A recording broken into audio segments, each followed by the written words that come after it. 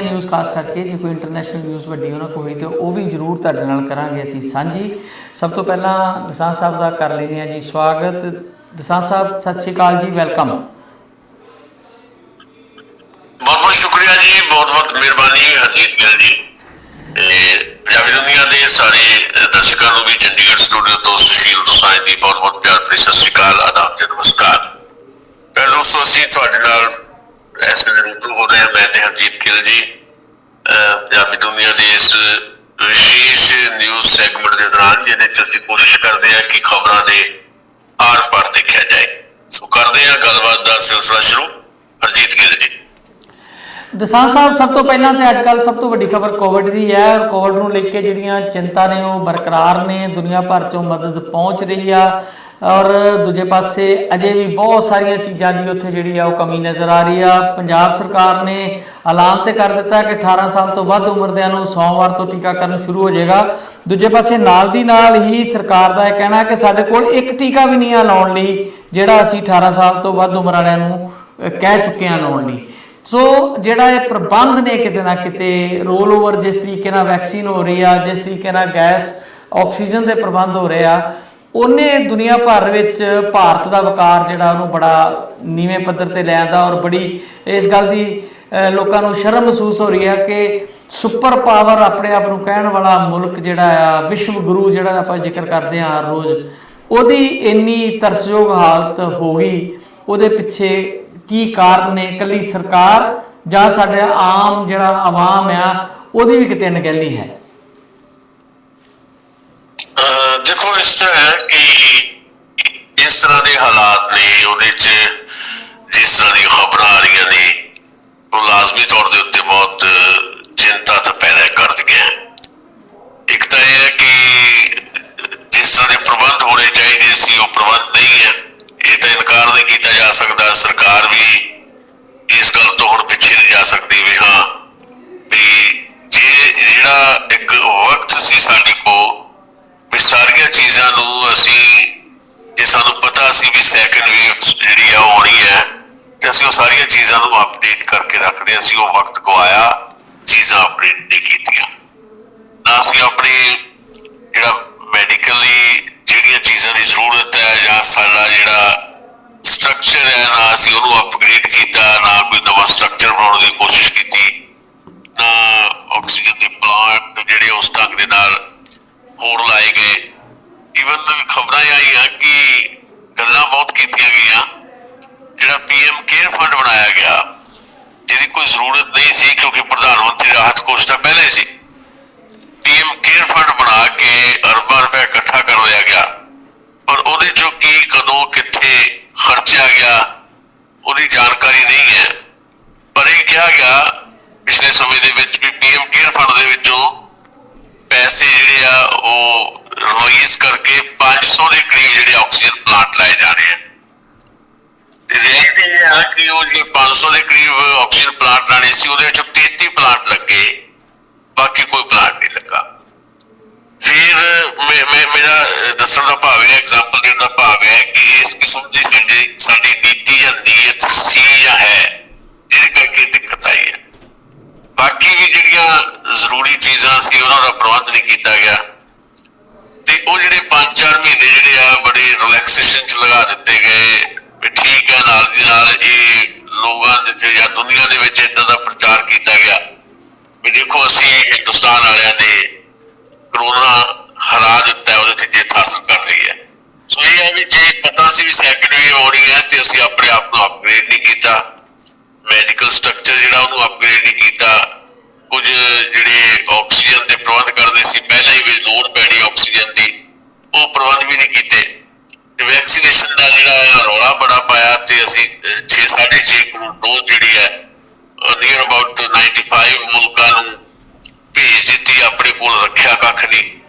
तो ईवन जिहड़ा साडा वैक्सीनेशन का जिहड़ा मेन प्लांट है सीरम उहदे जिहड़े चेयरमैन है पूनावाला वो तो भारत विच भी है नहीं, वो तो हुण एक किस्म के फरार ही कहे जा सकते हो। इंग्लैंड दे विच है, उत्थे बैठ के कह रहे मैनूं धमकियां मिल रही हैं।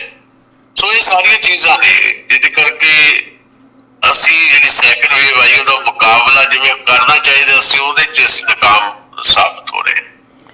ਖਬਰਾਂ ਆ ਰਹੀਆਂ ਕਿ ਬਲੈਕ ਮਾਰਕੀਟਿੰਗ ਬਹੁਤ ਹੋ ਰਹੀ ਹੈ, ਆਕਸੀਜਨ ਦੀ ਕਾਲਾਬਾਜ਼ਾਰੀ ਹੋ ਰਹੀ ਹੈ। ਉਹਦਾ ਹੁਣੇ ਮੇਰੇ ਕੋਲ ਇੱਕ ਖਬਰ ਆਈ ਹੈ ਵੀ ਦਿੱਲੀ ਦੇ ਵਿੱਚ ਜਦੋਂ ਅਸੀਂ ਆਹ ਸੈਕੰਡ ਵੇਵ ਦੇਖ ਰਹੇ ਹਾਂ ਤੇ ਜਦੋਂ ਲੋੜ ਹੈ ਆਕਸੀਜਨ ਦੀ, ਜਦੋਂ ਆਕਸੀਜਨ ਦੀ ਜਿਹੜੀ ਥੁੜ ਕਰਕੇ ਜਾਂ ਕਮੀ ਕਰਕੇ ਹਸਪਤਾਲਾਂ ਦੇ ਮਤਲਬ ਵਿੱਚ ਜਿਹੜੇ ਲੋਕ ਆਪਣਾ ਕਹਿ ਲਓ ਜਾਨ ਗਵਾ ਰਹੇ ਆ, ਉਦੋਂ ਇਨਸਾਨੀਅਤ ਕਿੱਥੇ ਤੱਕ ਗਿਰ ਗਈ ਹੈ ਵੀ ਬਹੁਤ ਸਾਰਾ ਜਿਹੜਾ ਮਤਲਬ ਇਸ ਤਰ੍ਹਾਂ ਦਾ ਕਾਲਾਬਾਜ਼ਾਰੀ ਦਾ ਧੰਦਾ ਸਾਹਮਣੇ ਆ ਰਿਹਾ। ਖਾਨ ਮਾਰਕੀਟ ਹੈ ਇੱਕ ਦਿੱਲੀ ਦੇ ਵਿੱਚ, ਜਿੱਥੇ ਖਾਨ ਚਾਚਾ ਨਾਂ ਦਾ ਇੱਕ ਰੈਸਟੋਰੈਂਟ ਹੈ, ਇੱਕ ਹੋਰ ਹੋਟਲ ਹੈ। 96 ਆਕਸੀਜਨ ਦੇ ਜਿਹੜੇ ਕਹਿ ਲਓ ਵੀ ਕੰਟੇਨਰ ਜਿਹੜੇ ਆ ਉਹ ਜ਼ਬਤ ਕੀਤੇ ਗਏ ਆ। ਪੁਲਿਸ ਹੀ ਕਹਿ ਰਹੀ ਆ ਵੀ ਜਿਹੜੀ ਮੁੱਢਲੀ ਜਾਂਚ ਹੋਈ ਹੈ ਉਹਦੇ 'ਚ ਇਹ ਪਤਾ ਲੱਗ ਰਿਹਾ ਕਿ ਆਕਸੀਜਨ ਦੀ ਬਲੈਕ ਮਾਰਕੀਟਿੰਗ ਦਾ ਜਿਹੜਾ ਨੈਟਵਰਕ ਹੈ ਇਹ ਲੰਡਨ ਤੱਕ ਫੈਲਿਆ ਹੋਇਆ। ਸੋ ਜਦੋਂ ਇਸ ਤਰ੍ਹਾਂ ਦੀਆਂ ਘਟਨਾਵਾਂ ਸਾਹਮਣੇ ਆਉਣ, ਫਿਰ ਜਿਹੜੀ ਸਾਫ਼ ਸੁਥਰੀ ਸਾਰੀਆਂ ਚੀਜ਼ਾਂ ਕਹਿ ਲਓ ਵੀ ਸਾਡੇ ਕੋਲ ਜਿਹੜਾ ਸਾਡੀ ਰਾਜਸਤਾ ਜਿਹੜੀ ਅਕਸਰ ਦਾਅਵਾ ਕਰਦੀ ਹੈ ਵੀ ਇੱਥੇ ਅਸੀਂ ਜਾਂ ਜਿਹੜੀ ਜਿਹੜੀ ਹਕੂਮਤ ਆਈ ਸੀ ਕੁਰਸੀ ਤੇ ਬੈਠੀ ਆ ਕੇ ਜਿਹੜੇ ਲੋਕ ਬੈਠੇ ਉਹਨਾਂ ਨੇ ਆਉਣ ਤੋਂ ਪਹਿਲਾਂ ਵੀ ਇਹ ਦਾਅਵਾ ਕੀਤਾ ਸੀ ਵੀ ਅਸੀਂ ਤਾਂ ਜੀ ਸਭ ਕੁਝ ਐਨ ਕਲੀਨ ਕਰ ਦਾਂਗੇ ਤੇ ਕਰਪਸ਼ਨ ਜਿਹੜੀ ਆ ਉਹ ਬਿਲਕੁਲ ਮੁੱਢੋਂ ਸੁੱਢੋਂ ਖਤਮ ਕਰ ਦਾਂਗੇ, ਬਲੈਕ ਮਨੀ ਖਤਮ ਕਰ ਦਾਂਗੇ। ਇੱਥੇ ਕੁਝ ਵੀ ਏਦਾਂ ਦਾ ਨਹੀਂ ਹੋਇਆ ਜਿਹੜਾ ਕੋਈ ਪੋਜ਼ਿਟਿਵ ਹੋਵੇ, ਜਿਹਦੇ ਕਰਕੇ ਅੱਜ ਜਦੋਂ ਸੰਕਟ ਆ ਗਿਆ ਸੈਕੰਡ ਵੇਵ 'ਚ ਅਸੀਂ ਫਸ ਗਏ ਹਾਂ ਤੇ ਉਹਦਾ ਸਾਹਮਣਾ ਕਰਨ ਦੇ ਵਿੱਚ ਅਸੀਂ ਨਾਕਾਮ ਸਾਬਤ ਹੋ ਰਹੇ। ਤੁਹਾਨੂੰ ਯਾਦ ਹੋਣਾ ਆਪਾਂ 2 ਦਿਨ ਪਹਿਲਾਂ ਡਿਸਕਸ ਕੀਤਾ ਸੀਗਾ ਕਿ ਅਮਰੀਕਨ ਪ੍ਰੈਜ਼ੀਡੈਂਟ ਜੋ ਬਾਈਡਨ ਨੇ ਕਿਹਾ ਸੀਗਾ ਕਿ ਜਿਸ ਤਰੀਕੇ ਨਾਲ ਭਾਰਤੀ ਸਰਕਾਰ ਕੰਮਕਾਜ ਕਰ ਰਹੀ ਆ, ਸਾਰਾ ਕੁਝ ਆਪਣੇ ਹੱਥਾਂ ਵਿੱਚ ਰੱਖਿਆ ਹੋਇਆ, ਇਸ ਤਰੀਕੇ ਨਾਲ ਮੁਲਕ ਨਹੀਂ ਚੱਲਦੇ। ਉਹਨਾਂ ਨੇ ਕੁਝ ਸੁਝਾਅ ਦਿੱਤੇ ਸੀਗੇ ਕਿ ਜਿਹੜੇ ਐਕਸਪਰਟ ਨੇ ਜਿਹੜੇ ਇਸ ਫੀਲਡ ਦੇ, ਉਹਨਾਂ ਨੂੰ ਸਾਰੀ ਡਿਸਟ੍ਰੀਬਿਊਸ਼ਨ ਦਾ ਜਿਹੜਾ ਵਾ ਉਹ ਕੰਮ ਦਿੱਤਾ ਜਾਵੇ। ਸੋ ਮੈਨੂੰ ਲੱਗਦਾ ਰਾਬਤਾ ਜਿਹੜਾ ਸਾਡਾ ਦਸਾਂਝ ਸਾਹਿਬ ਦੇ ਨਾਲੋਂ ਕੱਟਿਆ ਗਿਆ, ਦੁਬਾਰਾ ਅਸੀਂ ਉਹਨਾਂ ਨਾਲ ਕੋਸ਼ਿਸ਼ ਕਰਦੇ ਹਾਂ ਜੀ ਕਿ ਉਹ ਦੁਬਾਰਾ ਸਾਡੇ ਨਾਲ ਲਾਈਨ ਤੇ ਆਉਣ ਤੇ ਅਸੀਂ ਆਪਣੀ ਗੱਲ ਜਿਹੜੀ ਆ ਉਹਨੂੰ ਕੰਟੀਨਿਊ ਕਰ ਸਕੀਏ। ਸੋ ਦਸਾਂਝ ਸਾਹਿਬ ਨਾਲ ਦੁਬਾਰਾ ਲਾਈਨ ਬਣਾਉਣ ਦੀ ਕੋਸ਼ਿਸ਼ ਕਰ ਰਹੇ ਸੀ ਜੀ, ਦੁਬਾਰਾ ਉਹਨਾਂ ਨਾਲ ਗੱਲਬਾਤ ਜਿਹੜੀ ਆ ਉਹ ਕਰਦੇ ਹਾਂ।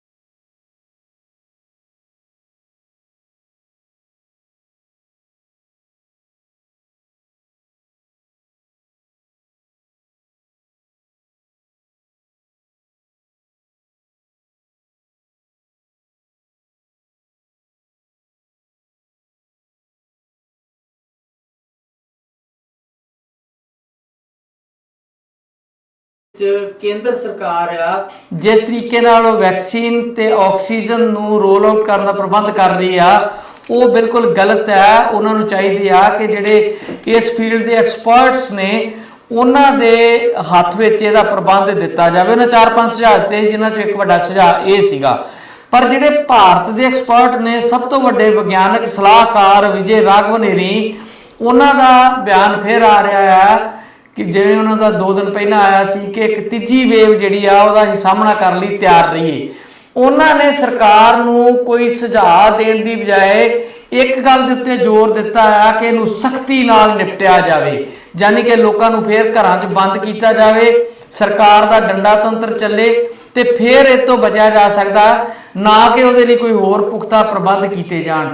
ਜੇ ਭਾਰਤ ਦੇ ਐਕਸਪਰਟ ਵੀ ਇਦਾਂ ਦੀ ਰਾਏ ਦੇ ਰਹੇ ਨੇ ਤੇ ਫਿਰ ਭਾਰਤ ਦਾ ਰੱਬ ਹੀ ਰੱਖਾ, ਮੈਨੂੰ ਲੱਗਦਾ। ਜੀ ਤੁਸੀਂ ਠੀਕ ਕਹਿ ਰਹੇ ਹੋ। 2 ਦਿਨ ਪਹਿਲਾਂ ਹੀ ਜਿਹੜੇ ਪ੍ਰਿੰਸੀਪਲ ਸਾਇੰਟਿਫਿਕ ਐਡਵਾਈਜ਼ਰ ਨੇ ਵਿਜੇ ਰਾਘਵਨ ਜੀ, ਉਹਨਾਂ ਨੇ ਇਹ ਗੱਲ ਕਹੀ ਸੀ 2 ਤੋਂ 3 ਦਿਨ ਪਹਿਲਾਂ ਵੀ ਭਾਰਤ ਦੇ ਵਿੱਚ ਜਿਹੜੀ ਕਰੋਨਾ ਦੀ 3rd ਵੇਵ ਜਿਹੜੀ ਆ ਜ਼ਰੂਰ ਆਊਗੀ। ਵੀ ਇਸ ਵੇਲੇ ਜਿਹੜਾ ਕਰੋਨਾ ਵਾਇਰਸ ਦਾ ਜਿਹੜਾ ਲੈਵਲ ਹੈ ਉਹ ਬਹੁਤ ਉੱਪਰ ਜਾ ਚੁੱਕਾ ਹੈ। ਹੁਣ 3rd ਵੇਵ ਆਉਣੀ ਹੈ, ਪਰ ਇਹ ਤੈਅ ਨਹੀਂ ਵੀ ਇਹ 3rd ਵੇਵ ਕਦੋਂ ਆਉਣੀ ਹੈ, ਕਿੰਨੀ ਖਤਰਨਾਕ ਹੋਣੀ ਹੈ, ਪਰ ਸਾਨੂੰ ਇਹਦੇ ਲਈ ਧਿਆਨ ਰਹਿਣਾ ਪਊਗਾ। ਇਹ ਗੱਲ ਉਹਨਾਂ ਨੇ ਕਹੀ ਸੀ। ਪਰ ਉਹਨਾਂ ਨੇ ਇਹ ਤੋਂ ਬਾਅਦ ਉਹਨਾਂ ਨੇ ਏਦਾਂ ਕਹਿਣ ਤੋਂ ਬਾਅਦ ਹੀ ਸੁਪਰੀਮ ਕੋਰਟ ਨੇ ਜਦੋਂ ਸੁਣਵਾਈ ਚੱਲ ਰਹੀ ਸੀ ਉਹਦੇ 'ਚ ਏਦਾਂ ਦੀ ਚਿੰਤਾ ਜ਼ਾਹਰ ਕੀਤੀ ਸੀ ਵੀ 3rd ਵੇਵ ਆਉਣੀ ਹੈ। ਐਕਸਪਰਟ ਵੀ ਕਹਿ ਰਹੇ ਨੇ 3rd ਵੇਵ ਆਉਣੀ ਹੈ ਤੇ 3rd ਵੇਵ ਦਾ ਸਭ ਤੋਂ ਜ਼ਿਆਦਾ ਅਸਰ ਜਿਹੜਾ ਆ ਉਹ ਬੱਚਿਆਂ ਤੇ ਹੋਏਗਾ। ਜੇ ਉਹਦਾ ਅਸਰ ਬੱਚਿਆਂ ਤੇ ਹੋਣਾ ਤੇ ਫਿਰ ਉਦੋਂ ਮਾਪੇ ਕੀ ਕਰਨਗੇ? ਇਹ ਸਵਾਲ ਉਹਨਾਂ ਨੇ ਰੇਜ਼ ਕੀਤਾ ਸੀ ਸੁਪਰੀਮ ਕੋਰਟ ਨੇ, ਤੇ ਨਾਲ ਹੀ ਸਰਕਾਰ ਨੂੰ ਪੁੱਛਿਆ ਸੀ ਵੀ ਤੁਹਾਡਾ ਪਲਾਨ ਕੀ ਹੈ, ਇਹਦਾ ਮੁਕਾਬਲਾ ਤੁਸੀਂ ਕਿੱਦਾਂ ਕਰਨਾ। ਹੁਣ 2-3 ਦਿਨ ਬਾਅਦ ਫਿਰ ਤੋਂ ਵਿਜੇ ਰਾਘਵਨ ਬੋਲੇ ਨੇ ਤੇ ਉਹਨਾਂ ਨੇ ਇਹ ਗੱਲ ਕਹੀ ਹੈ ਵੀ ਅਸੀਂ ਜੇ ਬਹੁਤ ਵਧੀਆ ਪ੍ਰਬੰਧ ਕਰਦੇ ਹਾਂ, ਜੇ ਅਸੀਂ ਬਹੁਤ ਵਧੀਆ ਪ੍ਰਬੰਧ ਕਰੀਏ 3rd ਵੇਵ ਦਾ ਮੁਕਾਬਲਾ ਕਰਨ ਲਈ, ਤਾਂ ਇਹ ਹੋ ਸਕਦਾ ਹੈ ਕਿ ਕਰੋਨਾ ਦੀ ਜਿਹੜੀ 3rd ਵੇਵ ਜਿਹੜੀ ਹੈ ਉਹ ਸਾਰੇ ਮੁਲਕ 'ਚ ਨਾ ਆਵੇ, ਕੁਝ ਥਾਵਾਂ ਤੇ ਆਵੇ, ਕੁਝ ਥਾਵਾਂ ਤੇ ਨਾ ਆਵੇ। ਇਹ ਇੰਨਾ ਜ਼ਿਆਦਾ ਬੇਵਕੂਫਾਨਾ ਬਿਆਨ ਹੈ, ਮੈਂ ਸਮਝਦਾ ਵੀ ਇਹ ਕਿਸ ਤਰ੍ਹਾਂ ਦਾ ਬਿਆਨ ਤੁਸੀਂ ਇਹਨੂੰ ਕਹੋਗੇ ਕਿ ਤੁਸੀਂ ਲੋਕਾਂ ਨੂੰ ਮੂਰਖ ਬਣਾ ਦਿਓ ਏਦਾਂ ਕਹਿ ਕੇ ਵੀ ਹਾਂ ਕਿਤੇ ਵੇਵ ਆ ਸਕਦੀ ਆ ਮੁਲਕ ਦੇ ਵਿੱਚ, ਹੋ ਸਕਦਾ ਪੰਜਾਬ 'ਚ ਆ ਜਾਵੇ ਮੰਨ ਲਓ ਤੇ ਦਿੱਲੀ 'ਚ ਨਾ ਆਵੇ, ਜਾਂ ਹਰਿਆਣੇ 'ਚ ਆ ਜਾਵੇ ਦਿੱਲੀ 'ਚ ਨਾ ਆਵੇ। ਇਹ ਮਤਲਬ ਅਜੀਬ ਕਿਸਮ ਦਾ ਬਿਆਨ ਹੈ। ਇਹਦਾ ਮਤਲਬ ਸਰਕਾਰ ਹੀ ਸਪਸ਼ਟ ਨਹੀਂ ਹੈ, ਸਰਕਾਰ ਹੀ ਸਪਸ਼ਟ ਨਹੀਂ ਹੈ ਵੀ ਜੇ 3rd ਵੇਵ ਆਉਣੀ ਹੈ ਤਾਂ ਫਿਰ ਉਹਦਾ ਮੁਕਾਬਲਾ ਤੁਸੀਂ ਕਿੱਦਾਂ ਕਰੋਗੇ ਜੇ ਤੁਹਾਨੂੰ ਇਹ ਨਹੀਂ ਪਤਾ ਵੀ ਇਹ 3rd ਵੇਵ ਕਿਤੇ ਆਉਣੀ ਹੈ ਕਿਤੇ ਨਹੀਂ ਆਉਣੀ ਹੈ। ਸੋ ਇਸ ਤਰ੍ਹਾਂ ਦੀਆਂ ਜਦੋਂ ਗੱਲਾਂ ਹੋਣਗੀਆਂ ਤੇ ਫਿਰ ਉਹ ਤੋਂ ਇਹ ਪਤਾ ਲੱਗਦਾ ਕਿ ਸਰਕਾਰ ਖੁਦ ਕਿੰਨੀ ਦੁਵਿਧਾ 'ਚ ਹੈ। ਤੇ ਇਹ ਵੀ ਉਹਨੇ ਕਿਹਾ ਕਿ ਬਹੁਤ ਕੁਝ ਇਸ ਗੱਲ ਤੇ ਵੀ ਨਿਰਭਰ ਕਰਦਾ ਹੈ ਵੀ ਲੋਕਲ ਲੈਵਲ ਤੇ ਜਾਂ ਸੂਬਿਆਂ, ਜ਼ਿਲ੍ਹਿਆਂ 'ਚ, ਸ਼ਹਿਰਾਂ 'ਚ ਜਿਹੜੀਆਂ ਗਾਈਡਲਾਈਨਸ ਹੈ ਉਹ ਅਸੀਂ ਕਿੰਨੀ ਕੁ ਪ੍ਰਭਾਵਸ਼ਾਲੀ ਢੰਗ ਨਾਲ ਲਾਗੂ ਕਰਦੇ ਹਾਂ। ਤੇ ਜੇ ਗਾਈਡਲਾਈਨ ਅਸੀਂ ਸਹੀ ਤਰੀਕੇ ਨਾਲ ਹੁਣ ਯੂਜ਼ ਕਰਦੇ ਹਾਂ ਤੇ ਹੋ ਸਕਦਾ 3rd ਵੇਵ ਆਵੇ ਨਾ। ਏਦਾਂ ਦੀਆਂ ਗੱਲਾਂ ਕਰਕੇ ਇਹ ਤੋਂ ਪਤਾ ਇਹ ਲੱਗ ਜਾਂਦਾ ਹੈ ਕਿ ਭਾਰਤ ਦੀ ਸਰਕਾਰ ਦੇ ਜਿਹੜੇ ਸਾਇੰਟੀਫਿਕ ਐਡਵਾਈਜ਼ਰ ਵੀ ਹੈ ਉਹਨਾਂ ਦੀ ਵੀ ਆਪਣੀ ਸੋਚ ਜਿਹੜੀ ਹੈ ਕਿਸ ਲੈਵਲ ਤੇ ਹੈ। ਤੇ ਮੈਨੂੰ ਇਹ ਲੱਗਦਾ ਹੈ ਕਿ ਲੋੜ ਇਸ ਗੱਲ ਦੀ ਹੈ ਕਿ ਜਿਹੜੀ ਇਸ ਵੇਲੇ 2nd ਵੇਵ ਦਾ ਅਸੀਂ ਮੁਕਾਬਲਾ ਕਰ ਰਹੇ ਜਿਹੜੀ ਨਾ ਕੀਤਾ ਜਾ ਰਿਹਾ ਵੀ ਮਈ ਦੇ ਜਿਹੜੇ ਬਿਲਕੁਲ 15 ਮਈ ਤੱਕ ਜਿਹੜੀ ਇਹ 2nd ਵੇਵ ਜਿਹੜੀ ਆਪਣੇ ਪੀਕ ਤੇ ਹੋਏਗੀ। ਅੱਜ 4,15,000 ਦੇ ਨੇੜੇ ਜਿਹੜੇ ਨਵੇਂ ਪੇਸ਼ੈਂਟ ਆਏ ਹੈ ਤੇ ਮਈ ਦੇ ਮਤਲਬ 15 ਮਈ ਤੱਕ ਪੀਕ ਤੇ ਹੋਏਗੀ ਤੇ ਇਹਦਾ ਮਤਲਬ ਹੈ ਉਦੋਂ ਤੱਕ ਕੰਟੀਨਿਊਟੀ ਬਣੀ ਰਹੇਗੀ, ਇੰਨੇ ਪੇਸ਼ੈਂਟ ਜਿਹੜੇ ਲਗਾਤਾਰ ਆਉਂਦੇ ਰਹਿਣਗੇ ਤੇ ਨੀਅਰ ਅਬਾਊਟ ਜਿਹੜੀ 4,000 ਦੇ ਨੇੜੇ ਜਿਹੜੇ ਡੈਥਸ ਹੋ ਰਹੀਆਂ, ਇਹਦਾ ਮਤਲਬ ਹੈ ਵੀ ਇੰਨੀਆਂ ਮੌਤਾਂ ਰੋਜ਼ ਹੁੰਦੀਆਂ ਰਹਿਣਗੀਆਂ। ਫਿਰ ਅਸੀਂ ਕਿੱਥੇ ਤੱਕ ਪਹੁੰਚ ਜਾਗੇ? ਇਸ ਵੇਲੇ ਜਦੋਂ ਅਸੀਂ 2nd ਵੇਵ 'ਚ ਤੇ ਉਹਦਾ ਮੁਕਾਬਲਾ ਸਹੀ ਤਰੀਕੇ ਨਾਲ ਕਰ ਨਹੀਂ ਪਾ ਰਹੇ, 3rd ਵੇਵ ਬਾਰੇ ਸਾਡੀ ਸਮਝਦਾਰੀ ਕੋਈ ਨਹੀਂ ਹੈ, ਤਾਂ ਫਿਰ ਭਾਰਤ ਦੇ ਆਵਾਮ ਨੂੰ ਕਿਹਦੇ ਆਸਰੇ ਛੱਡਿਆ ਜਾ ਰਿਹਾ? ਇਹ ਕੁਝ ਸਵਾਲ ਨੇ ਜਿਨ੍ਹਾਂ ਦਾ ਜਵਾਬ ਘੱਟੋ ਘੱਟ ਸਰਕਾਰ ਕੋਲ ਤਾਂ ਹੈ ਨਹੀਂ।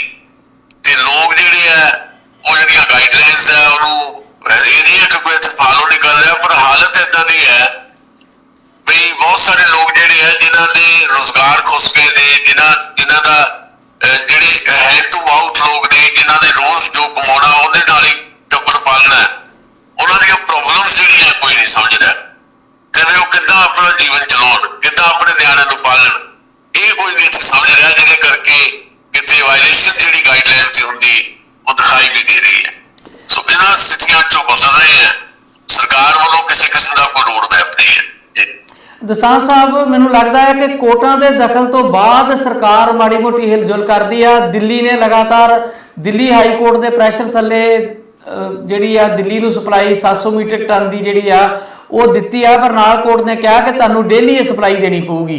ਹੁਣ ਦੂਜੇ ਪਾਸੇ ਮਮਤਾ ਬੈਨਰਜੀ ਕਹਿ ਰਹੇ ਨੇ ਕਿ 500 ਮੀਟ੍ਰਿਕ ਟਨ ਬੰਗਾਲ ਨੂੰ ਸਾਨੂੰ ਡੇਲੀ ਸਪਲਾਈ ਦੀ ਲੋੜ ਹੈ ਜਿਹੜੀ ਨਹੀਂ ਮਿਲ ਰਹੀ। ਇਸੇ ਤਰ੍ਹਾਂ ਹੀ ਹੋਰ ਵੀ ਰਿਪੋਰਟਾਂ ਆ ਰਹੀਆਂ ਨੇ ਕਿ ਸਰਕਾਰ ਜਿਹੜੀ ਆ ਉਹ ਭਿੰਨ ਭੇਦ ਵੀ ਕਰ ਰਹੀ ਆ, ਪਰ ਨਾਲ ਦੀ ਨਾਲ ਯੂਪੀ ਵਰਗੀ ਸਟੇਟ ਵਿੱਚ ਵੀ ਜਿੱਥੇ ਉਹਨਾਂ ਦੀ ਆਪਣੀ ਸਰਕਾਰ ਆ, ਆਕਸੀਜਨ ਦੀ ਬਹੁਤ ਜ਼ਿਆਦਾ ਭਾਰੀ ਮਾਤਰਾ 'ਚ ਜਿਹੜੀ ਆ ਉਹ ਕਮੀ ਆ। ਸੋ ਇਸ ਤਰ੍ਹਾਂ ਹੀ ਬਾਕੀ ਸਟੇਟਾਂ ਦਾ ਵੀ ਹਾਲ ਹੈ। ਤੇ ਕਿੰਨਾ ਕੁ ਚਿਰ ਕੋਰਟਾਂ ਜਿਹੜੀਆਂ ਨੇ ਹਰ ਇੱਕ ਨਿੱਕੇ ਨਿੱਕੇ ਕੰਮ ਤੇ ਦਖਲ ਦੇਣਗੀਆਂ ਤੇ ਸਰਕਾਰ ਕੰਮ ਕਰੇਗੀ? ਮੀਟ੍ਰਿਕ ਟਨ ਜਿਹੜੀ ਹੈ ਦਿੱਲੀ ਨੂੰ ਰੋਜ਼ ਆਕਸੀਜਨ ਦੀ ਜ਼ਰੂਰਤ ਹੈ ਤੇ 710 ਮੀਟ੍ਰਿਕ ਟਨ 3 ਦਿਨ ਪਹਿਲਾਂ ਕਈ ਦਿਨਾਂ ਦਾ ਰੌਲਾ ਪਾਉਣ ਤੋਂ ਬਾਅਦ ਸੈਂਟਰ ਗਵਰਨਮੈਂਟ ਨੇ ਉਹ ਜਿਹੜੀ ਆਕਸੀਜਨ ਦਿੱਲੀ ਨੂੰ ਰਿਲੀਜ਼ ਕੀਤੀ ਤੇ ਇੱਕ ਦਿਨ ਪਹਿਲਾਂ ਹੀ ਸੁਪਰੀਮ ਕੋਰਟ ਨੇ ਵੀ ਇਹ ਗੱਲ ਕਹੀ ਸੀ ਵੀ ਦਿੱਲੀ ਨੂੰ ਜਿਹੜਾ ਰੈਗੂਲਰ 700 ਮੀਟ੍ਰਿਕ ਟਨ ਦੀ ਜ਼ਰੂਰਤ ਹੈ ਤੇ ਉਹ ਰੋਜ਼ ਸਪਲਾਈ ਹੋਣੀ ਚਾਹੀਦੀ ਹੈ। ਦਿੱਲੀ ਸਰਕਾਰ ਨੇ ਫਿਰ ਤੋਂ ਸ਼ਿਕਾਇਤ ਕੀਤੀ ਵੀ ਸਾਡੇ ਕੋਲ ਤਾਂ ਜੀ ਇੱਕ ਦਿਨ ਆ ਗਈ ਆ, ਮੁੜ ਕੇ ਫਿਰ ਨਹੀਂ ਆ ਰਹੀ, ਸਾਡੀ ਨੀਡ ਹੈ, ਅਸੀਂ ਕੀ ਕਰੀਏ। ਇਹ ਤੋਂ ਤਲਖ ਹੋ ਗਈ ਸੁਪਰੀਮ ਕੋਰਟ ਨੇ ਫਿਰ ਤੋਂ ਕਿਹਾ, ਇਹ ਗੱਲ ਕਹੀ ਹੈ ਦਿੱਲੀ ਦੇ ਹਵਾਲੇ ਦੇ ਨਾਲ ਕੇਂਦਰ ਸਰਕਾਰ ਨੂੰ, ਜਸਟਿਸ ਡੀ.ਵਾਈ. ਚੰਦਰਚੂੜ ਸਿੰਘ ਹੋਰਾਂ ਦੀ ਬੈਂਚ ਨੇ ਵੀ ਤੁਹਾਨੂੰ ਇਹ ਗੱਲ ਕਿਹਾ ਸੀ ਵੀ 700 ਮੀਟ੍ਰਿਕ ਟਨ ਜਿਹੜੀ ਹੈ ਰੈਗੂਲਰ ਸਪਲਾਈ ਕਰੋ ਦਿੱਲੀ ਨੂੰ, ਉਹਦੀ ਜ਼ਰੂਰਤ ਹੈ, ਪਰ ਤੁਸੀਂ ਏਦਾਂ ਨਹੀਂ ਕਰ ਰਹੇ। ਜੇ ਏਦਾਂ ਨਾ ਕੀਤਾ ਗਿਆ ਤਾਂ ਫਿਰ ਸੰਬੰਧਿਤ ਜਿਹੜੇ ਅਫਸਰ ਨੇ ਜਾਂ ਅਧਿਕਾਰੀ ਨੇ ਉਹਨਾਂ ਦੇ ਖਿਲਾਫ ਵੀ ਅਸੀਂ ਕੋਈ ਨਾ ਕੋਈ ਹੁਕਮ ਜਾਰੀ ਕਰ ਸਕਦੇ ਹਾਂ। ਇਹ ਇਸ ਕਰਕੇ ਤਲਖ ਰਹੀ ਸੁਪਰੀਮ ਕੋਰਟ ਤੇ ਇਕੱਲਾ ਦਿੱਲੀ ਵਾਲਾ ਮਸਲਾ ਨਹੀਂ, ਇਹ ਕਰਨਾਟਕਾ ਦਾ ਇੱਕ ਮਸਲਾ ਵੀ ਵਿਚਾਰਿਆ ਗਿਆ ਸੁਪਰੀਮ ਕੋਰਟ ਦੇ ਵਿੱਚ।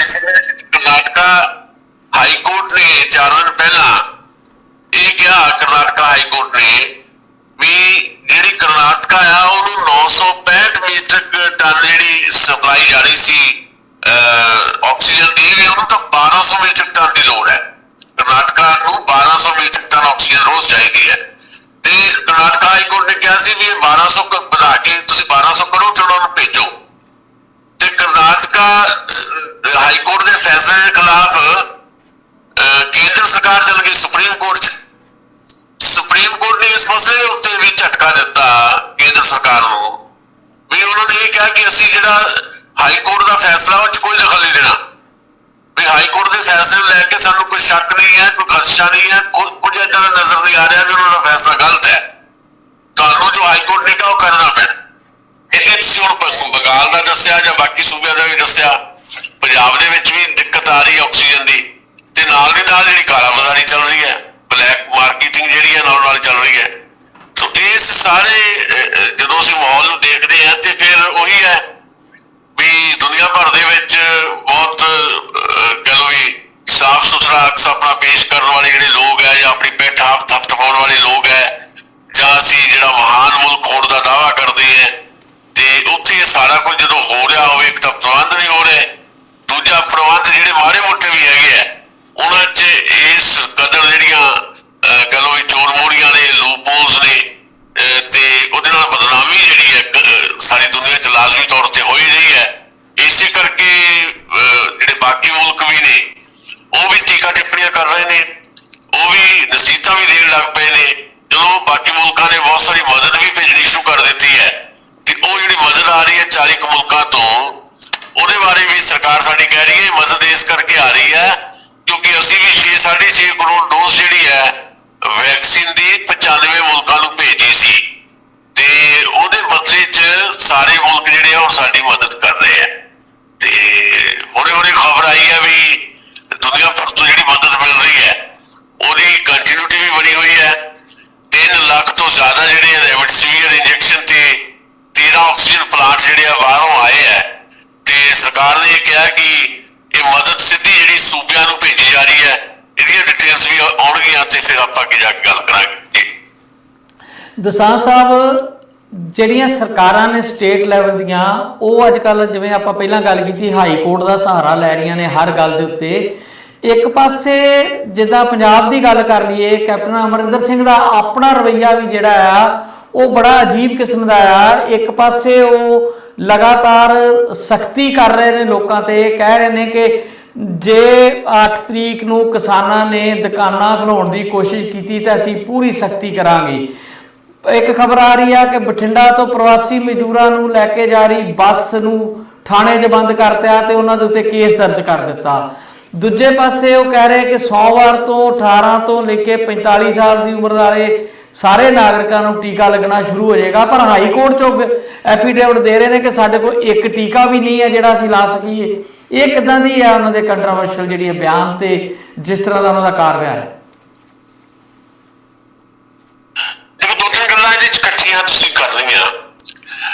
ਨੰਬਰ ਇੱਕ ਤਾਂ ਇਹ ਹੈ ਕਿ ਟੀਕਾਕਰਨ ਦਾ ਇਸ਼ੂ ਹੈ। ਪਹਿਲਾਂ ਤਾਂ ਇਹ ਆ ਵੀ ਕਿਹਾ ਜਾ ਰਿਹਾ, ਜਿੱਦਾਂ ਤੁਸੀਂ ਹੁਣੇ ਜ਼ਿਕਰ ਕੀਤਾ, ਵੀ ਸਿਹਤ ਮਹਿਕਮੇ ਨੂੰ ਕਹਿ ਦਿੱਤਾ ਗਿਆ ਵੀ ਲਾਜ਼ਮੀ ਤੌਰ ਦੇ ਉੱਤੇ 18 ਤੋਂ 45 ਸਾਲ ਦੇ ਉਮਰ ਵਰਗ ਦੇ ਜਿਹੜੇ ਗਰੁੱਪ ਹੈ ਉਹਨਾਂ ਨੂੰ ਟੀਕੇ ਲਾਉਣ ਦੀਆਂ ਤਿਆਰੀਆਂ ਜਿਹੜੀਆਂ ਕੀਤੀਆਂ ਜਾਣ। ਦੂਜੇ ਪਾਸੇ ਇਹ ਵੀ ਕਿਹਾ ਵੀ ਸਾਡੇ ਕੋਲ ਟੀਕੇ ਹੈ ਨਹੀਂ। ਫਿਰ ਇਹਦਾ ਮਤਲਬ ਕੀ ਹੋਇਆ? ਤੇ ਇਸ ਤੋਂ ਵੀ ਪਹਿਲਾਂ ਜਿਹੜੇ ਪਹਿਲੇ 8 ਸੂਬੇ ਸੀ, ਜਦੋਂ ਕਿਹਾ ਗਿਆ ਸੀ ਵੀ 1 ਮਈ ਤੋਂ ਇਹ ਟੀਕਾਕਰਨ ਕੀਤਾ ਜਾਏ 18 ਤੋਂ 45 ਸਾਲ ਦੀ ਉਮਰ ਵਰਗ ਦਾ, ਤਾਂ ਇਹ ਕਹਿ ਦਿੱਤਾ ਸੀ ਉਹਨਾਂ 8 ਸੂਬੇ ਦੇ ਵਿੱਚ ਪੰਜਾਬ ਵੀ ਸ਼ਾਮਲ ਸੀ ਵੀ ਅਸੀਂ ਨਹੀਂ ਇਹ ਟੀਕਾਕਰਨ ਕਰ ਸਕਦੇ। ਤੇ ਉਦੋਂ ਇਹ ਗੱਲ ਵੀ ਉਠਾਈ ਗਈ ਵੀ ਪਤਾ ਨਹੀਂ ਜਿਹੜੀ ਐਂਟੀ BJP ਗੌਰਮੈਂਟਸ ਜਿਹੜੀਆਂ ਹੈਗੀਆਂ, ਇਹ 'ਚ ਪੰਜਾਬ ਦੀ ਗੌਰਮੈਂਟ ਵੀ ਸ਼ਾਮਲ ਹੈ, ਇਸ ਕਰਕੇ ਜਾਣਬੁੱਝ ਕੇ ਖਰਾ ਉਹ ਟੀਕਾਕਰਨ ਨਹੀਂ ਕਰਨਾ ਚਾਹੁੰਦੇ। ਫਿਰ ਬਾਅਦ ਦੇ ਵਿੱਚ 3 ਸੂਬੇ ਉਹ ਵੀ ਆ ਗਏ ਸੀ, ਸ਼ਾਮਲ ਹੋ ਗਏ ਜਿੱਥੇ ਭਾਰਤੀ ਜਨਤਾ ਪਾਰਟੀ ਦੀ ਹੁਕੂਮਤ ਹੈ। ਉਹਨਾਂ ਨੇ ਵੀ ਇਹ ਗੱਲ ਕਹੀ ਸੀ ਵੀ ਅਸੀਂ ਵੀ ਟੀਕਾਕਰਨ ਨਹੀਂ ਕਰ ਸਕਦੇ। ਈਵਨ ਜਿੱਦਾਂ ਤੁਸੀਂ UP ਦਾ ਜਿਹੜਾ ਜ਼ਿਕਰ ਕੀਤਾ ਸੀ, ਉੱਤਰ ਪ੍ਰਦੇਸ਼ ਦੀ ਸਰਕਾਰ ਨੇ ਵੀ ਕਿਹਾ ਸੀ ਵੀ ਅਸੀਂ ਵੀ ਬਹੁਤੇ ਹਿੱਸਿਆਂ ਦੇ ਵਿੱਚ ਜਿਹੜੀ ਕੰਪੇਨ ਆ ਉਹਨੂੰ ਨਹੀਂ ਜਾਰੀ ਕਰ ਸਕਦੇ ਕਿਉਂਕਿ ਸਾਡੇ ਕੋਲ ਵੀ ਟੀਕਾ ਹੈ ਨਹੀਂ। ਹੁਣ ਕਿੱਥੋਂ ਟੀਕੇ ਆ ਗਏ ਨੇ ਜਾਂ ਆ ਰਹੇ ਨੇ? ਕਿਉਂਕਿ ਲਗਾਤਾਰ ਪੰਜਾਬ ਗੌਰਮੈਂਟ ਨੇ ਡਿਮਾਂਡ ਕੀਤੀ ਹੈ ਵੀ ਸਾਡੇ ਕੋਲ ਪ੍ਰੋਬਲਮ ਹੈ ਤੇ ਕੇਂਦਰ ਸਰਕਾਰ ਸਾਡੀ ਇਸ ਪ੍ਰੋਬਲਮ ਨੂੰ ਸਮਝਦੇ ਆ। ਚਿੱਠੀ ਵੀ ਲਿਖੀ ਕੈਪਟਨ ਅਮਰਿੰਦਰ ਨੇ ਵੀ ਜਲਦੀ ਤੋਂ ਜਲਦੀ ਜਿਹੜੇ ਪ੍ਰਬੰਧ ਸਾਨੂੰ ਚਾਹੀਦੇ ਆ, ਜਾਂ ਟੀਕੇ ਚਾਹੀਦੇ ਆ, ਜਾਂ ਵੈਕਸੀਨ ਚਾਹੀਦੀ, ਉਹਦਾ ਪ੍ਰਬੰਧ ਕਰੇ ਤੇ ਸਾਨੂੰ ਸਪਲਾਈ ਕੀਤੀ ਜਾਏ। ਉਹ ਸਪਲਾਈ ਹੁੰਦੀ ਆ, ਸੋਮਵਾਰ ਤੱਕ ਪਹੁੰਚ ਜਾਂਦੀ ਹੈ ਜਾਂ ਨਹੀਂ, ਤੇ ਇਹ ਦੇਖਣਾ ਪਏਗਾ ਕਿਉਂਕਿ ਬਹੁਤੇ ਘੰਟੇ ਨਹੀਂ ਹੋਏ ਜਦੋਂ ਪੰਜਾਬ ਦੇ ਸਰਕਾਰ ਨੇ ਹਾਈ ਕੋਰਟ ਦੇ ਵਿੱਚ ਇਹ ਕਿਹਾ ਕਿ ਸਾਡੇ ਕੋਲ 18 ਤੋਂ 45 ਸਾਲ ਦੇ ਵਰਗ ਲਈ ਇੱਕ ਵੀ COVID-19 ਦਾ ਟੀਕਾ ਨਹੀਂ ਹੈ। ਸੋ ਸ਼ਾਇਦ ਜਾਂ ਤਾਂ ਉਹ ਵੈਕਸੀਨੇਸ਼ਨ ਜਿਹੜੀ ਹੈ ਜਾਂ ਟੀਕੇ ਜਿਹੜੇ ਆ ਉਹ ਪਹੁੰਚਣੇ ਸ਼ੁਰੂ ਹੋ ਗਏ ਨੇ, ਉਹਦੇ ਬਾਰੇ ਸਰਕਾਰ ਵੱਲੋਂ ਹਾਲੇ ਕਿਸੇ ਕਿਸਮ ਦਾ ਕੋਈ ਖੁਲਾਸਾ ਨਹੀਂ ਕੀਤਾ ਗਿਆ।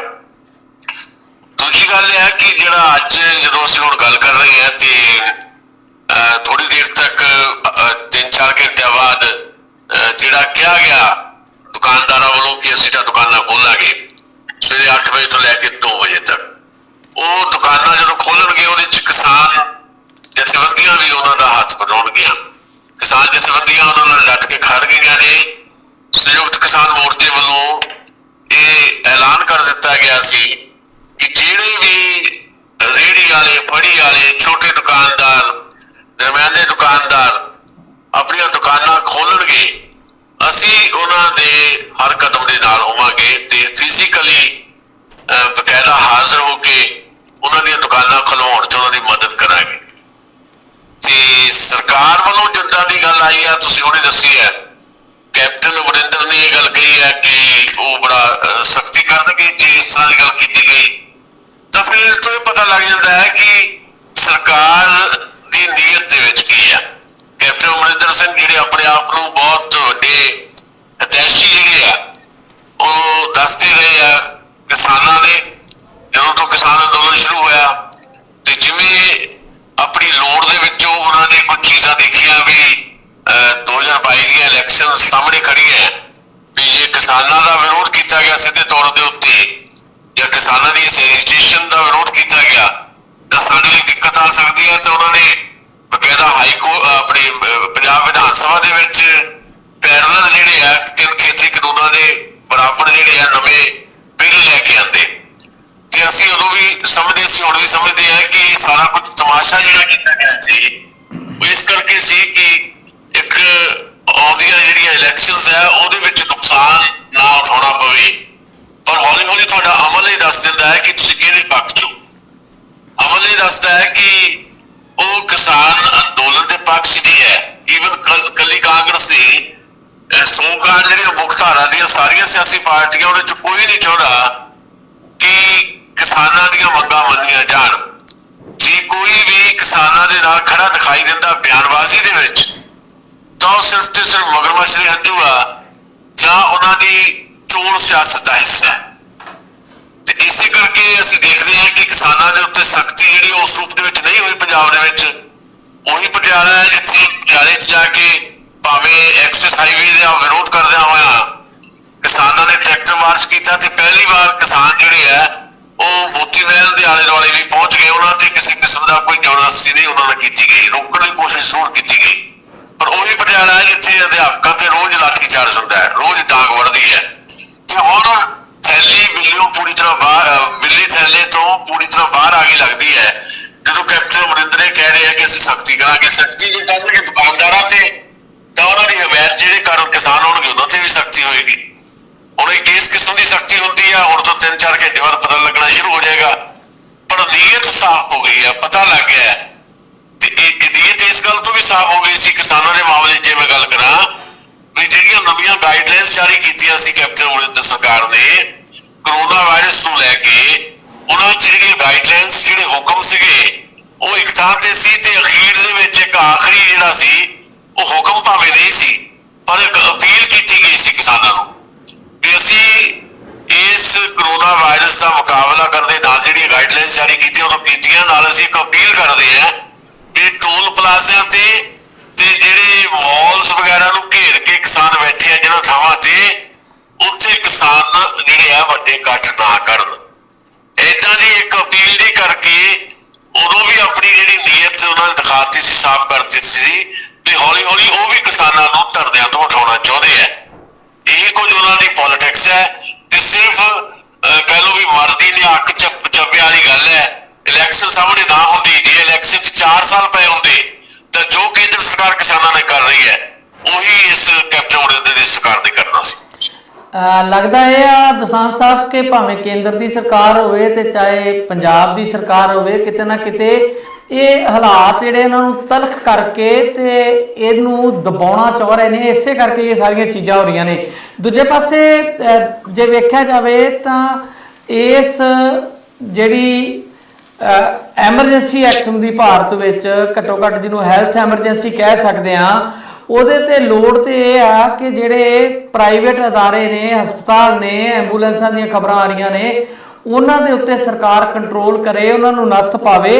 ਪਰ ਹੋ ਉਲਟ ਰਿਹਾ ਆ, ਇੱਕ ਸੈਂਟਰਲ ਗਵਰਨਮੈਂਟ ਨੇ ਹੁਕਮ ਜਾਰੀ ਕੀਤਾ ਆ ਕਿ ਜਿਹੜੇ ਪ੍ਰਾਈਵੇਟ ਹਸਪੀਟਲ ਨੇ ਉਹ 31 ਮਈ ਤੱਕ ਜਿਹੜੇ ਕੋਵਿਡ ਦੇ ਮਰੀਜ਼ਾਂ ਦਾ ਇਲਾਜ ਕਰ ਰਹੇ ਨੇ ਉਹਨਾਂ ਕੋਲੋਂ 2 ਲੱਖ ਤੋਂ ਵੱਧ ਦੀ ਰਾਸ਼ੀ ਜਿਹੜੀ ਆ ਉਹ ਲੈ ਸਕਦੇ ਆ। ਤੇ ਇਹਦੇ ਮੁਤਾਬਕ ਉਹਨਾਂ ਨੇ ਇਨਕਮ ਟੈਕਸ ਦੀ ਜਿਹੜੀ ਧਾਰਾ ਹੈਗੀ 1961 ਦੀ 269 ਉਹਦੇ 'ਚ ਕੋਈ ਸੋਧ ਕੀਤੀ ਆ ਤੇ ਇਹਨਾਂ ਹਸਪੀਟਲਸ ਨੂੰ ਖੁੱਲ੍ਹ ਦਿੱਤੀ ਆ ਕਿ ਤੁਸੀਂ ਮਰੀਜ਼ਾਂ ਦੀ ਹੋਰ ਜਿੰਨੀ ਲੁੱਟ ਕਰ ਸਕਦੇ ਹੋ ਕਰ ਲਓ। ਇਹਨੂੰ ਕਿਸ ਤਰ੍ਹਾਂ ਵੇਖਿਆ ਜਾਣਾ ਚਾਹੀਦਾ? ਇਹਨਾਂ ਹਾਲਾਤਾਂ ਵਿੱਚ ਵੀ ਜੇਕਰ ਸਰਕਾਰ ਇਦਾਂ ਦੇ ਫੈਸਲੇ ਲੈਂਦੀ ਆ ਤਾਂ ਫਿਰ ਕੀ ਕਿਹਾ ਜਾ ਸਕਦਾ ਉਸ ਸਰਕਾਰ ਬਾਰੇ? ਇਹਦੇ ਤੋਂ ਬੜਾ ਸਾਫ਼ ਹੋ ਜਾਂਦਾ ਹੈ ਕਿ ਤੁਸੀਂ ਅਸਲ ਦੇ ਵਿੱਚ ਕਿਹਨਾਂ ਦੇ ਲੋਕ ਹੋ, ਕਿਹਨਾਂ ਦੇ ਪੱਖ ਚੋਂ, ਕਿਹਨਾਂ ਲਈ ਕੰਮ ਕਰ ਰਹੇ ਹੋ। ਤੁਹਾਨੂੰ ਯਾਦ ਹੋਏਗਾ ਕਿ ਸ਼ੁਰੂਆਤੀ ਜਿਹੜਾ ਕਰੋਨਾ ਕਾਲ ਸੀ, ਮਤਲਬ ਸਾਰੇ ਦੇਸ਼ ਵੀ ਇਹੀ ਕੁਝ ਹੋਇਆ ਪਰ ਪੰਜਾਬ 'ਚ ਅਸੀਂ ਜੋ ਕੁਝ ਦੇਖਿਆ ਵੀ ਪ੍ਰਾਈਵੇਟ ਹਸਪੀਟਲ ਜਿਹੜੇ ਆ ਉਹ ਤਾਂ ਆਪਣੇ ਗੇਟ ਹੀ ਬੰਦ ਕਰ ਗਏ ਸੀ। ਪਹਿਲਾਂ ਜਦੋਂ ਕਰੋਨਾ ਕਾਲ ਸ਼ੁਰੂ ਹੋਇਆ ਪਿਛਲੇ ਸਾਲ ਮਾਰਚ ਦੇ ਵਿੱਚ, ਜਿਸ ਤਰ੍ਹਾਂ ਦੀ ਸਿਚੁਏਸ਼ਨਸ ਬਣ ਗਈਆਂ, ਲੋਕਡਾਊਨ ਨੂੰ ਕੰਪਲੀਟ ਕਰ ਦਿੱਤਾ ਗਿਆ ਤੇ ਉਦੋਂ ਕੋਈ ਪੇਸ਼ੈਂਟ ਵੀ ਇੰਨੀ ਵੱਡੀ ਤਾਦਾਦ 'ਚ ਨਹੀਂ ਸੀ ਆ ਰਹੇ, ਪਰ ਪ੍ਰਾਈਵੇਟ ਹਸਪੀਟਲਸ ਜਿਹੜੇ ਆਪਣੇ ਦਰਵਾਜ਼ੇ ਬੰਦ ਕਰਕੇ ਗਾਇਬ ਹੋ ਗਏ ਸੀ। ਮੈਂ ਜਲੰਧਰ ਦੀ ਜੇ ਗੱਲ ਕਰਾਂ ਤੇ ਜਲੰਧਰ ਦੇ ਵਿੱਚ ਏਸ਼ੀਆ ਦਾ ਇੱਕ ਏਦਾਂ ਦਾ ਸ਼ਹਿਰ ਹੈ ਜਲੰਧਰ, ਜਿਹੜੀਆਂ ਛੋਟੀਆਂ ਸਿਟੀਜ਼ ਹੁੰਦੀਆਂ, ਛੋਟੇ ਸ਼ਹਿਰਾਂ ਦੇ ਵਿੱਚੋਂ ਜਲੰਧਰ ਏਦਾਂ ਦਾ ਏਸ਼ੀਆ ਦਾ ਸ਼ਹਿਰ ਇੱਕੋ ਇੱਕ ਹੈ ਜਿੱਥੇ ਮਤਲਬ ਪ੍ਰਾਈਵੇਟ ਜਿਹੜੇ ਹਸਪੀਟਲਸ ਹੈ ਉਹਨਾਂ ਦੀ ਤਾਦਾਦ ਏਸ਼ੀਆ 'ਚ ਸਭ ਤੋਂ ਵੱਧ ਹੈ।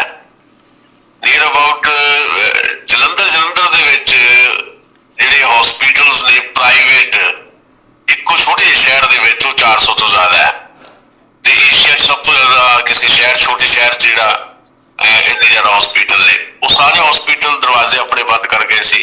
ਫਿਰ ਰੌਲਾ ਰੱਪਾ ਪਿਆ, ਫਿਰ ਇਹੀ ਕੈਪਟਨ ਅਮਰਿੰਦਰ ਸਿੰਘ ਦੀ ਸਰਕਾਰ ਨੇ ਬਾਰ-ਬਾਰ ਅਪੀਲਾਂ ਕੀਤੀਆਂ ਵੀ ਤੁਸੀਂ ਖੋਲੋ ਜੀ ਹਸਪੀਟਲ, ਖੋਲੋ ਜੀ, ਘੱਟੋ ਘੱਟ OPD ਬੇਸ਼ੱਕ ਬੰਦ ਕਰ ਦਿਓ, ਪਰ ਜਿਹੜੇ ਕੋਵਿਡ ਦੇ ਜਿਹੜੇ ਪੇਸ਼ੈਂਟ ਆ ਉਹਨਾਂ ਨੂੰ ਜ਼ਰੂਰ ਟ੍ਰੀਟ ਕਰੋ। ਤੇ ਬੜੀ ਤਰੱਦਦ ਤੋਂ ਬਾਅਦ ਐਕਸ਼ਨ ਕਿਸੇ 'ਚ ਨਹੀਂ ਹੋਇਆ। ਮਤਲਬ ਇਹ ਕਿਸਮ ਦੀ ਇਨਸਾਨੀਅਤ ਨੂੰ ਕਹਿ ਲਓ ਵੀ ਇਨਸਾਨੀਅਤ ਨੂੰ ਸ਼ਰਮਸਾਰ ਕਰਨ ਵਾਲੀ ਗੱਲ ਰਹੀ ਵੀ ਪ੍ਰਾਈਵੇਟ ਹਸਪੀਟਲ ਚਲਾਉਣ ਵਾਲੇ ਜਿਹੜੇ ਸੰਚਾਲਕ ਉਹਨਾਂ ਦੇ ਹੈਗੇ ਆ, ਉਹਨਾਂ ਨੇ ਕਿਸ ਤਰ੍ਹਾਂ ਦਾ ਵਿਹਾਰ ਜਿਹੜਾ ਆ ਕੋਵਿਡ ਪੇਸ਼ੈਂਟਸ ਨਾਲ ਕੀਤਾ। ਫਿਰ ਜਦੋਂ ਖੋਲ੍ਹਿਆ ਵੀ ਗਿਆ ਤੇ ਫਿਰ ਉਹ ਜਿਹੜੀ ਫੀਸ ਦਾ ਮਾਮਲਾ ਆ, ਚਾਰਜ ਇੰਨੇ ਵੱਡੇ ਪੱਧਰ ਤੇ ਕੀਤੇ ਗਏ ਤੇ ਉਹ ਪ੍ਰਾਈਵੇਟ ਹਸਪੀਟਲ ਹੀ ਹੈ ਨਾ ਜਿੱਥੋਂ ਇਸ ਤਰ੍ਹਾਂ ਦੀਆਂ ਖਬਰਾਂ ਆ ਰਹੀਆਂ ਵੀ ਜਾਲੀ ਮਰੀਜ਼ ਜਿਹੜੇ ਆ, ਨਕਲੀ ਮਰੀਜ਼ ਬਣਾ ਕੇ ਜਿਹੜੇ ਆ ਬੈੱਡ ਜਿਹੜੇ ਆ ਉਹਨਾਂ ਨੂੰ ਭਰਿਆ ਹੋਇਆ ਦਿਖਾਇਆ ਜਾ ਰਿਹਾ ਵੀ ਸਾਡੇ ਕੋਲ ਕੋਈ ਬੈੱਡ ਖਾਲੀ ਨਹੀਂ ਹੈ। ਤੇ ਮਰੀਜ਼ ਜਿਹੜੇ ਆ ਕਿਸੇ ਨੂੰ ਵੀ ਫੜ ਕੇ ਪਾ ਦਿੱਤਾ ਜਾਂਦਾ ਉੱਥੇ 1000 ਰੁਪਏ ਦਿਹਾੜੀ ਦਾ ਦੇ ਕੇ ਤੈਨੂੰ ਸਮਝਾ ਦਿੱਤਾ ਜਾਂਦਾ ਕਿ ਤੈਨੂੰ ਕੁਝ ਨਹੀਂ ਹੋਇਆ, ਪਰ ਇਹ ਵੀ ਤੈਨੂੰ ਪੈਸਾ ਮਿਲਣਾ 1000 ਰੁਪਏ ਮਿਲਣਾ, ਤੈਨੂੰ ਭਾਵੇਂ 5 ਦਿਨ ਇੱਥੇ ਪਾਈਏ ਭਾਵੇਂ 10 ਦਿਨ, ਹਰ ਚੀਜ਼ ਤੈਨੂੰ ਮਿਲੇਗੀ, ਖਾਣਾ ਪੀਣਾ ਵੀ ਮਿਲੂਗਾ ਤੇ ਪਰ ਤੂੰ ਇੱਥੇ ਐਜ਼ ਏ ਪੇਸ਼ੈਂਟ ਪਿਆ ਰਹਿਣਾ, ਮਰੀਜ਼ ਬਣ ਕੇ ਪਿਆ ਰਹਿਣਾ। ਤੇ ਫਿਰ ਜਦੋਂ ਖਾਂਦੇ ਪੀਂਦੇ ਨੰਬਰ ਦਾ ਬੰਦਾ ਆਪਣਾ ਪੇਸ਼ੈਂਟ ਲੈ ਕੇ ਆਉਂਦਾ ਤੇ ਪਹਿਲਾਂ ਏਦਾਂ ਪੇਸ਼ ਕੀਤਾ ਜਾਂਦਾ ਵੀ ਨਹੀਂ ਸਾਡੇ ਕੋਲ ਤਾਂ ਬੈੱਡ ਹੀ ਹੈ ਨਹੀਂ। ਫਿਰ ਇੱਕ ਲਿਹਾਜ਼ਦਾਰੀ ਦੇ ਨਾਂ ਦੇ ਉੱਤੇ, ਇੱਕ ਤਰਸ ਖਾਣ ਦੇ ਨਾਂ ਦੇ ਉੱਤੇ ਫਿਰ ਕਿਹਾ ਜਾਂਦਾ ਕੋਈ ਨਹੀਂ ਤੁਹਾਡੇ ਲਈ ਤੁਸੀਂ ਸਪੈਸ਼ਲ ਉਹ ਤੁਹਾਡੇ ਲਈ ਬੈੱਡ ਖਾਲੀ ਕਰਾ ਦਿੰਦੇ ਆ। ਫਿਰ ਉਹ ਸੌਦਾ ਹੁੰਦਾ ਉਸ ਬੈੱਡ ਦਾ, ਨਕਲੀ ਮਰੀਜ਼ ਨੂੰ 5-4 ਦਿਨਾਂ ਦੇ ਪੈਸੇ ਦੇ ਕੇ 5-4 ਹਜ਼ਾਰ ਰੁਪਏ ਤੋੜ ਦਿੱਤਾ ਜਾਂਦਾ ਤੇ ਫਿਰ ਇਹ ਦਰਸਾਇਆ ਜਾਂਦਾ ਵੀ ਤੁਹਾਡੇ ਲਈ ਅਸੀਂ ਵਿਸ਼ੇਸ਼ ਬੈੱਡ ਖਾਲੀ ਕੀਤਾ ਤੇ ਇਹਦੇ ਲਈ ਸਾਨੂੰ 5 ਲੱਖ ਪੇ ਕਰਨਾ ਪੈਣਾ। ਫਿਰ ਉਹਦੇ ਵਾਸਤੇ ਟੀਕੇ ਦਾ ਪ੍ਰਬੰਧ ਵੀ ਇੱਥੇ ਏਜੰਟ ਰਾਹੀਂ ਕਰਵਾਇਆ ਜਾਂਦਾ, ਉਹਦੇ ਵੀ 2-3 ਲੱਖ ਲਿਆ ਜਾਂਦਾ। ਜੀ ਇਨਸਾਨੀਅਤ ਇੱਥੇ ਤੱਕ ਡਿੱਗ ਗਈ ਹੈ ਪ੍ਰਾਈਵੇਟ ਹਸਪੀਟਲ ਦੇ ਵਿੱਚ। ਇਹ ਧੰਦੇ ਚੱਲ ਰਹੇ ਆ, ਜੇ ਧੰਦੇ ਇਹ ਵੀ ਚੱਲ ਰਹੇ ਆ ਕਿ ਨਾਲ ਦੀ ਨਾਲ ਜਿਹੜੀ ਬਲੈਕ ਮਾਰਕੀਟਿੰਗ ਜਿਹੜੀ ਹੈ ਟੀਕਿਆਂ ਦੀ ਵੀ ਹੋ ਰਹੀ ਹੈ ਤੇ ਬੈੱਡ ਵੀ ਏਦਾਂ ਵੇਚੇ ਜਾ ਰਹੇ ਆ, ਤਾਂ ਫਿਰ ਉਦੋਂ ਤੁਸੀਂ ਦੇਖ ਸਕਦੇ ਹੋ ਵੀ ਸਰਕਾਰ ਦਾ ਇਹ ਹੈ ਕਿ ਸਰਕਾਰ ਇਹ ਕਹਿਣ ਲੱਗ ਪਈ ਹੈ ਵੀ ਠੀਕ ਹੈ 2 ਲੱਖ ਰੁਪਏ ਤੱਕ ਜਿਹੜਾ ਆ ਉਹ ਜਿਹੜੇ ਪ੍ਰਾਈਵੇਟ ਹਸਪੀਟਲ ਚਾਰਜ ਕਰ ਸਕਦੇ ਆ। ਇੱਕ ਪਾਸੇ ਤਾਂ ਸਰਕਾਰ ਦਾ ਆਪਣਾ ਸਟਰਕਚਰ ਜਿਹੜਾ ਕਿਤੇ ਨਹੀਂ ਦਿਖਾਈ ਦੇ ਰਿਹਾ, ਕਿਤੇ ਵੀ ਸਰਕਾਰੀ ਹਸਪਤਾਲਾਂ ਦੇ ਵਿੱਚ ਜਿਹੜਾ ਉਹ ਸਾਰੀਆਂ ਦਵਾਈਆਂ ਜਿਹੜੀਆਂ ਚਾਹੀਦੀਆਂ ਉਹ ਨਹੀਂ ਹੈਗੀਆਂ, ਬੈਡਸ ਨਹੀਂ ਹੈਗੇ, ਆਕਸੀਜਨ ਨਹੀਂ ਹੈਗੀ। ਤੇ ਦੂਜੀ ਗੱਲ ਜੇ ਪ੍ਰਾਈਵੇਟ ਵੱਲ ਬੰਦੇ ਜਾਣਗੇ ਤਾਂ ਸਧਾਰਨ ਬੰਦਾ ਤਾਂ 2 ਲੱਖ ਸੁਣ ਕੇ ਉਦਾਂ ਹੀ ਕਸ਼ੀ ਪੈ ਜਾਣੀ ਉਹਨੂੰ ਵੀ ਮੇਰੇ ਕੋਲ ਤਾਂ ਕੁਝ ਵੀ ਨਹੀਂ। ਗਰੀਬ ਬੰਦਾ ਜਿਹੜਾ ਭਾਰਤ ਦੇ ਵਿੱਚ ਹੈ ਉਹ ਨਾ ਵੀ ਮਰਨਾ ਹੋਵੇ ਉਹ 2 ਲੱਖ ਸੁਣ ਕੇ ਮਰ ਜਾਊਗਾ ਵੀ 2 ਲੱਖ ਮੈਂ ਕਿੱਥੋਂ ਲੈ ਕੇ ਆਊਂਗਾ। ਸੋ ਸਾਡੇ ਮੁਲਕ ਦੇ ਵਿੱਚ ਜਿਹੜਾ ਕਾਮਨ ਮੈਨ ਹੈ, ਜਿਸ ਤਰ੍ਹਾਂ ਦੀ ਸਾਡੀ ਰੋਜ਼ਾਨਾ ਦੀ ਜਿਹੜੀ ਆਮਦਨ ਹੈ, ਅਸੀਂ ਨਹੀਂ ਕਹਿੰਦੇ, ਖੁਦ ਮਤਲਬ ਸਰਕਾਰਾਂ ਨੇ ਕਹਿ ਰਹੀਆਂ ਵੀ ਜਿਹੜੀ ਗਰੀਬੀ ਰੇਖਾ ਤੋਂ ਹੇਠਾਂ ਲੋਕ ਹੈ ਉਹਨਾਂ ਦੀ ਜਾਂ ਗਰੀਬੀ ਦੀ ਰੇਖਾ ਨੂੰ ਛੂਹਦੇ ਲੋਕਾਂ ਦੀ ਜਿਹੜੀ ਆਮਦਨ ਹੈ ਰੋਜ਼ਾਨਾ ਦੀ ਉਹ $1 ਵੀ ਹੈ ਨਹੀਂ। ਤੇ ਫਿਰ ਉਹਨਾਂ ਲੋਕਾਂ ਨੇ ਉਹ ਕਿੱਥੋਂ ਪੈਸੇ ਦੇਣੇ ਆ, ਕੀ ਉਹਨਾਂ ਦੇ ਪੱਲੇ? ਰੁਜ਼ਗਾਰ ਪਹਿਲੇ ਖੁੱਸ ਚੁੱਕਾ, ਧੰਦੇ ਪਹਿਲੇ ਚੌਪਟ ਹੋ ਚੁੱਕੇ ਹੈ ਤੇ ਪ੍ਰਾਈਵੇਟ ਹਸਪੀਟਲਾਂ ਨੂੰ ਸਰਕਾਰ ਅਲਾਓ ਕਰ ਰਹੀ ਹੈ ਵੀ ਠੀਕ ਹੈ ਤੁਸੀਂ ਲੁੱਟ ਲਓ ਜਿੰਨਾ ਲੋਕਾਂ ਨੂੰ ਲੁੱਟਣਾ। ਸੋ ਇਹਦੇ ਤੋਂ ਤੁਹਾਡੀਆਂ ਇਹ ਵੀ ਪਤਾ ਲੱਗਦਾ ਵੀ ਤੁਹਾਡੀਆਂ ਪਹਿਲ ਕਦਮੀਆਂ ਕੀ ਹੈ ਤੇ ਸਰਕਾਰ ਜਿਹੜੀ ਹੈ ਇਹਦੇ ਲਈ ਕੰਮ ਕਰ ਰਹੀ ਹੈ, ਕਿ ਉਹ ਆਮ ਬੰਦੇ ਦੇ ਹੱਕ 'ਚ ਕੰਮ ਕਰ ਰਹੀ ਹੈ ਜਾਂ ਜਿਹੜਾ ਸਾਰਾ ਕੁਝ ਜਿਹੜਾ ਆਪਣਾ ਜਨਤਕ ਕੇਂਦਰ ਵੇਚਣ ਤੋਂ ਬਾਅਦ ਜਿਹੜਾ ਪ੍ਰਾਈਵੇਟ ਕੇਂਦਰ ਜਿਹੜਾ ਉਹਨੂੰ ਸਾਰਾ ਕੁਝ ਸੌਂਪਿਆ ਸੀ ਉਹਨੂੰ ਹੋਰ ਆਕਸੀਜਨ ਦੇ ਰਹੀ ਹੈ। ਆਕਸੀਜਨ ਤਾਂ ਕਾਮਨ ਬੰਦੇ ਦੀ ਜ਼ਰੂਰਤ ਹੈ, ਇਹ ਆਕਸੀਜਨ ਜਿਹੜੀ ਆ ਪ੍ਰਾਈਵੇਟ ਸੈਕਟਰ ਨੂੰ ਇਸ ਢੰਗ ਨਾਲ ਦੇ ਰਹੇ। ਜੀ ਦਸਾਂਝ ਸਾਹਿਬ, ਥੋੜ੍ਹੀਆਂ ਜਿਹੀਆਂ ਪੰਜਾਬ ਦੀਆਂ 1-2 ਗੱਲਾਂ ਜਿਹੜੀਆਂ ਸਿਆਸੀ ਖਬਰਾਂ ਨੇ ਉੱਤੇ ਵੀ ਝਾਤ ਮਾਰ ਲਈਏ। ਇੱਕ ਖਬਰ ਤੇ ਇਹ ਆ ਰਹੀ ਆ ਕਿ ਕੋਟਕਪੂਰਾ ਗੋਲੀकांड ਦੀ ਸਿੱਟ ਦੁਬਾਰਾ ਬਣਾ ਦਿੱਤੀ ਗਈ ਆ ਤੇ 6 ਮਹੀਨਿਆਂ ਦੇ ਵਿੱਚ ਉਹਨੂੰ ਆਪਣਾ ਰਿਪੋਰਟ ਪੇਸ਼ ਕਰਨ ਲਈ ਕਿਹਾ। ਪਹਿਲੀ ਸਿੱਟ ਦੇ ਉੱਤੇ ਅਜੇ ਸਿਆਸਤ ਜਿਹੜੀ ਆ ਭਖੀ ਹੋਈ ਆ। ਕਰੋਨਾ ਦਾ ਫਾਇਦਾ ਉਠਾ ਕੇ ਲੱਗਦਾ ਹੈ ਕਿ ਉਸ ਚੀਜ਼ ਨੂੰ ਬਹੁਤਾ ਉੱਭਰ ਨਹੀਂ ਦਿੱਤਾ ਗਿਆ, ਜਾਂ ਕੋਈ ਜਥੇਬੰਦੀਆਂ ਜਿਹੜੀਆਂ ਪੰਥਕ ਜਥੇਬੰਦੀਆਂ ਨੇ ਉਹਨਾਂ ਦੀ ਕੋਈ ਕਿਤੇ ਢਿੱਲ ਮੱਠ ਜਾਂ ਕਮਜ਼ੋਰੀ ਹੈ ਜਿਹਦਾ ਕਰਕੇ ਬੇਅਦਬੀ ਦੀਆਂ ਘਟਨਾਵਾਂ ਜਿਹੜੀਆਂ ਨੇ ਉਹ ਦੁਬਾਰਾ ਜਿਹੜਾ ਕੋਈ ਵੱਡਾ ਜਿਹੜਾ ਉਬਾਲ ਆ ਉਹ ਪੈਦਾ ਨਹੀਂ ਹੋ ਸਕਿਆ ਪੰਜਾਬ 'ਚ। ਇਹ ਸਾਰੇ ਕੁਝ ਨੂੰ ਤੁਸੀਂ ਕਿੱਦਾਂ ਵੇਖ ਰਹੇ ਹੋ? ਅਜੀਤ ਜੀ ਦੇਖੋ, ਹੁਣ ਪੰਜਾਬ ਤੇ ਹਰਿਆਣਾ ਹਾਈ ਕੋਰਟ ਨੇ ਕਿਹਾ ਸੀ ਕਿ ਤੁਸੀਂ ਨਵੀਂ ਸਿੱਟ ਬਣਾਓ, ਸਪੈਸ਼ਲ ਇਨਵੈਸਟੀਗੇਸ਼ਨ ਟੀਮ, ਤੇ ਉਹ ਬਣਾ ਦਿੱਤੀ ਗਈ ਹੈ। 3 ਮੈਂਬਰੀ ਬਣਾਈ ਗਈ ਹੈ ਜਿਹਦੇ 'ਚ ADGP ਵਿਜੀਲੈਂਸ ਬਿਊਰੋ ਵਾਲੇ LK ਯਾਦਵ ਨੂੰ ਲਿਆ ਗਿਆ, ਲੁਧਿਆਣੇ ਦੇ ਜਿਹੜੇ ਪੁਲਿਸ ਕਮਿਸ਼ਨਰ ਨੇ ਰਾਕੇਸ਼ ਅਗਰਵਾਲ ਉਹਨਾਂ ਨੂੰ ਲਿਆ ਗਿਆ ਤੇ DIG ਫਰੀਦਕੋਟ ਰੇਂਜ ਸੁਰਜੀਤ ਸਿੰਘ ਸ਼ਾਮਲ ਕੀਤੇ ਗਏ ਆ। ਤੇ ਇਹ ਜਿਹੜੀ ਸਿੱਟ ਬਣਾਈ ਗਈ ਹੈ, ਇਹ ਜਿਹੜਾ ਕੋਟਕਪੂਰਾ ਗੋਲੀकांड ਹੋਇਆ ਉਹਦੇ 'ਚ ਜਿਹੜੀਆਂ 2 FIR ਸੀਗੀਆਂ, ਇੱਕ FIR ਦਰਜ ਕੀਤੀ ਗਈ ਸੀ 2015-14 ਅਕਤੂਬਰ ਨੂੰ ਤੇ ਇੱਕ 2018 ਨੂੰ 7 ਅਗਸਤ ਨੂੰ। ਅਜੀਤ ਸਿੰਘ ਇਹਦੀ ਜਾਂਚ ਇਹਨਾਂ ਨੇ ਕਰਨੀ ਹੈ। ਹਾਂਜੀ। ਤੇ ਉਹ ਜਾਂਚ ਜਿਹੜਾ ਇਹ ਆ ਵੀ SIT ਜਿਹੜੀ ਹੈ ਉਹ ਹੁਕਮ ਹੈ ਜਿਹੜੇ ਗ੍ਰਹਿ ਮੰਤਰਾਲੇ ਵੱਲੋਂ ਤੇ ਨਾਲ ਪੰਜਾਬ ਤੇ ਹਰਿਆਣਾ ਹਾਈ ਕੋਰਟ ਦੇ ਜਿਹੜੇ ਹੁਕਮ ਹੈ ਉਹਦੇ ਮੁਤਾਬਕ SIT ਨੇ ਜਿਹੜਾ ਕੰਮ ਕਰਨਾ ਹੈ। ਇਹ ਵੀ ਕਿਹਾ ਗਿਆ ਵੀ ਇਹ ਜਾਂਚ ਦੇ ਵਿੱਚ ਜਿਹੜਾ ਆ ਕਿਸੇ ਵੀ ਕਿਸਮ ਦਾ ਕੋਈ ਅੰਦਰੂਨੀ ਜਾਂ ਬਾਹਰੀ ਦਖਲ ਨਹੀਂ ਹੋਣਾ ਚਾਹੀਦਾ। SIT ਜਿਹੜੀ ਹੈ ਮਤਲਬ ਸਾਂਝੇ ਤੌਰ ਤੇ ਕੰਮ ਕਰੇ ਜਿੱਦਾਂ ਪਹਿਲਾਂ ਹੋਇਆ ਵੀ SIT ਨੇ ਆਪਣੀ ਰਿਪੋਰਟ ਦਿੱਤੀ ਪਰ ਉਹਦੇ ਤੇ ਇਕੱਲੇ ਕੁੰਵਰ ਵਿਜੇ ਪ੍ਰਤਾਪ ਸਿੰਘ ਦੇ ਦਸਤਖਤ ਸੀ, ਹੋਰ ਕਿਸੇ ਦੇ ਦਸਤਖਤ ਨਹੀਂ ਸੀ। ਤੇ ਇਹ ਇੱਕ ਹੁਕਮ ਜਾਰੀ ਕੀਤਾ ਗਿਆ ਹਾਈ ਕੋਰਟ ਵੱਲੋਂ ਤੇ ਗ੍ਰਹਿ ਮੰਤਰਾਲੇ ਵੱਲੋਂ ਵੀ ਜਿਹੜੀ ਇਹ SIT ਅਸੀਂ 3 ਮੈਂਬਰੀ ਬਣਾਈ ਹੈ ਸਾਂਝੇ ਤੌਰ ਤੇ ਕੰਮ ਕਰੇ। ਸਾਰੀ ਕਾਰਵਾਈ ਜਿਹੜੀ ਹੋਏਗੀ ਜਾਂ ਅੰਤਿਮ ਰਿਪੋਰਟ ਜਿਹੜੀ ਉਹਦੇ ਤੇ ਸਾਰੇ ਮੈਂਬਰ ਸਾਈਨ ਕਰਨਗੇ। ਇਹ ਨਹੀਂ ਕਿ ਵੀ ਕਿਸੇ ਇੱਕ ਦੀ ਸਹਿਮਤੀ ਹੈ ਤੇ ਉਹ ਦਸਤਖਤ ਨਹੀਂ ਕਰੇਗਾ। ਸੋ ਇਸ ਢੰਗ ਨਾਲ ਇਹ ਸਾਰੀਆਂ ਚੀਜ਼ਾਂ ਹੈ ਵੀ ਗਵਾਹ ਦੇ ਤੌਰ ਦੇ ਉੱਤੇ ਵੀ ਜਿਹੜੇ ਲੋਕ ਲੈ ਜਾ ਸਕਦੇ ਉਹਨਾਂ ਨੂੰ ਲਿਆ ਜਾਣਾ ਚਾਹੀਦਾ ਹੈ।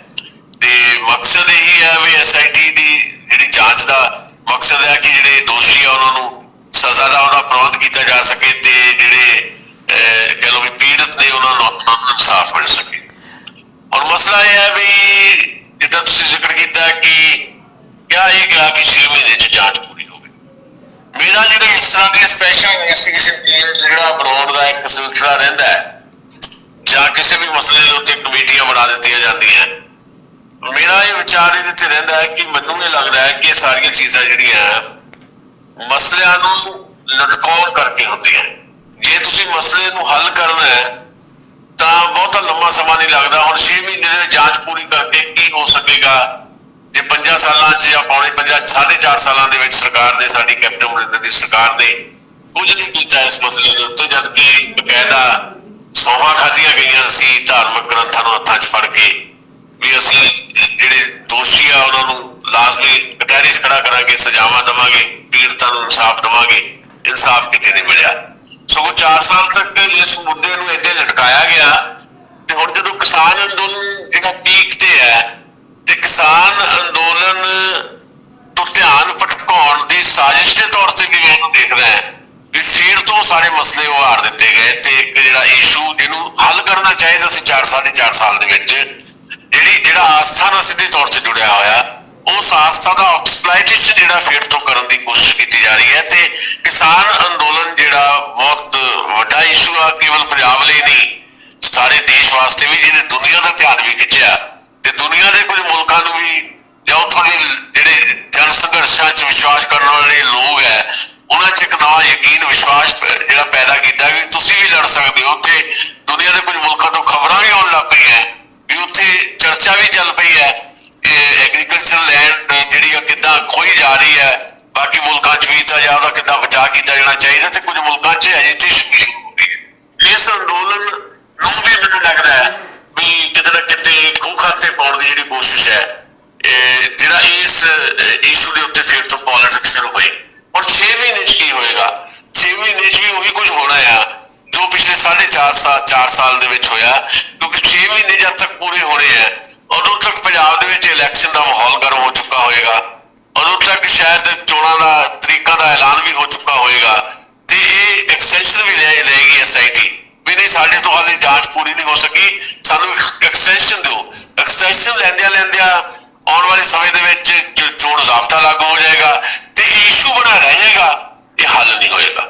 ਫਿਰ ਅਗਲੀ ਸਰਕਾਰ ਜਿਹੜੀ ਆਏਗੀ ਉਹ ਇਹਦੇ ਤੇ ਖੇਡ ਖੇਡੇਗੀ ਜਿਸ ਤਰ੍ਹਾਂ ਦੀ ਖੇਡ ਇਸ ਵੇਲੇ ਕੈਪਟਨ ਅਮਰਿੰਦਰ ਦੀ ਸਰਕਾਰ ਨੇ ਇਹਨਾਂ ਬਹੁਤ ਹੀ ਆਸਥਾ ਨਾਲ ਜੁੜੇ ਮੁੱਦਿਆਂ ਤੇ ਖੇਡੀ ਹੈ। ਦਸਾਂਝ ਸਾਹਿਬ, ਜਿਵੇਂ ਟੈਕਨੀਕਲ ਤੌਰ ਤੇ ਕਿਹਾ ਗਿਆ ਕਿ ਕੁੰਵਰ ਵਿਜੇ ਪ੍ਰਤਾਪ ਦੇ ਇਕੱਲਿਆਂ ਦੇ ਸਿਗਨੇਚਰ ਸੀਗੇ, ਇਸ ਤੋਂ ਪਹਿਲਾਂ ਇੱਕ ਹੋਰ ਕਮੇਟੀ ਬਣੀ ਸੀਗੀ ਇਸ ਤਰ੍ਹਾਂ ਦੀ ਜਿਹੜੇ ਚਟੋਪਾਧਿਆਏ ਏਰੀ ਉਹਦੇ ਮੁਖੀ ਸੀਗੇ ਤੇ ਨਾਲ ਕੁੰਵਰ ਵਿਜੇ ਪ੍ਰਤਾਪ ਵੀ ਸੀਗੇ, ਉੱਥੇ ਇਹਨਾਂ ਨੇ ਸਾਈਨ ਨਹੀਂ ਸੀ ਕੀਤੇ ਤੇ ਹੁਣ ਦੂਜਿਆਂ ਨੇ ਸਾਈਨ ਨਹੀਂ ਕੀਤੇ। ਕੀ ਜਦੋਂ ਸਰਕਾਰ ਇਦਾਂ ਦੀ ਕੋਈ ਬਿਠਾਉਂਦੀ ਆ ਕਮੇਟੀ ਸਿੱਟ ਬਿਠਾਉਂਦੀ ਆ ਜਾਂ ਕੋਈ ਕਮਿਸ਼ਨ ਬਿਠਾਉਂਦੀ ਆ ਤੇ ਉਹਦੇ ਤੇ ਇਹਨਾਂ ਲੋਕਾਂ ਨੂੰ ਜਿੱਦਾਂ ਤੁਸੀਂ ਹੁਣ ਕਹਿ ਰਹੇ ਹੋ ਕਿ ਉਹ ਬਾਈਂਡਿੰਗ ਕੀਤੀ ਗਈ ਆ ਕਿ ਸਾਰੇ ਸਾਈਨ ਕਰਨਗੇ, ਜੇ ਉਹ ਸਾਈਨ ਨਹੀਂ ਕੀਤੇ ਪਿਛਲਿਆਂ ਨੇ ਤੇ ਉਹਨਾਂ ਦੇ ਉੱਤੇ ਕੋਈ ਵਿਭਾਗੀ ਕਾਰਵਾਈ ਜਾਂ ਉਹਨਾਂ ਦੀ ਸਸਪੈਂਸ਼ਨ ਜਾਂ ਉਹਨਾਂ ਨੂੰ ਮੁਅੱਤਲ ਕਰਕੇ ਨੌਕਰੀ ਚੋਂ ਬਾਹਰ ਕੱਢਣ ਦਾ ਸਰਕਾਰ ਕੋਲ ਕੋਈ ਅਧਿਕਾਰ ਨਹੀਂ ਆ ਕਿ ਉਹਨੇ ਸਰਕਾਰ ਦੇ ਹੁਕਮਾਂ ਦੀ ਪਾਲਣਾ ਨਹੀਂ ਕੀਤੀ।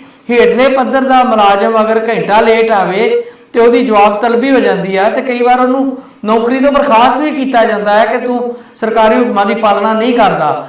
ਪਰ ਜਦੋਂ ਇਸ ਲੈਵਲ ਤੇ ਇਹ ਗੱਲ ਹੋ ਰਹੀ ਆ ਤਾਂ ਫਿਰ ਉਹਨਾਂ ਜਿਹੜੇ ਮੈਂਬਰ ਸੀਗੇ ਸਿੱਟ ਦੇ ਉਹਨਾਂ ਦੇ ਖਿਲਾਫ ਕੋਈ ਕਾਰਵਾਈ ਕਿਉਂ ਨਹੀਂ ਕੀਤੀ ਗਈ?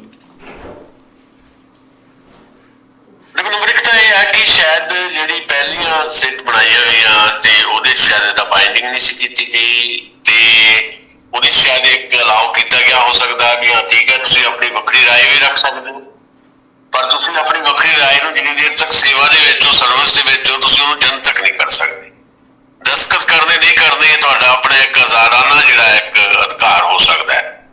ਇਸੇ ਕਰਕੇ ਸ਼ਾਇਦ ਹੁਣ ਬਾਈਂਡਿੰਗ ਕੀਤੀ ਗਈ ਹੈ।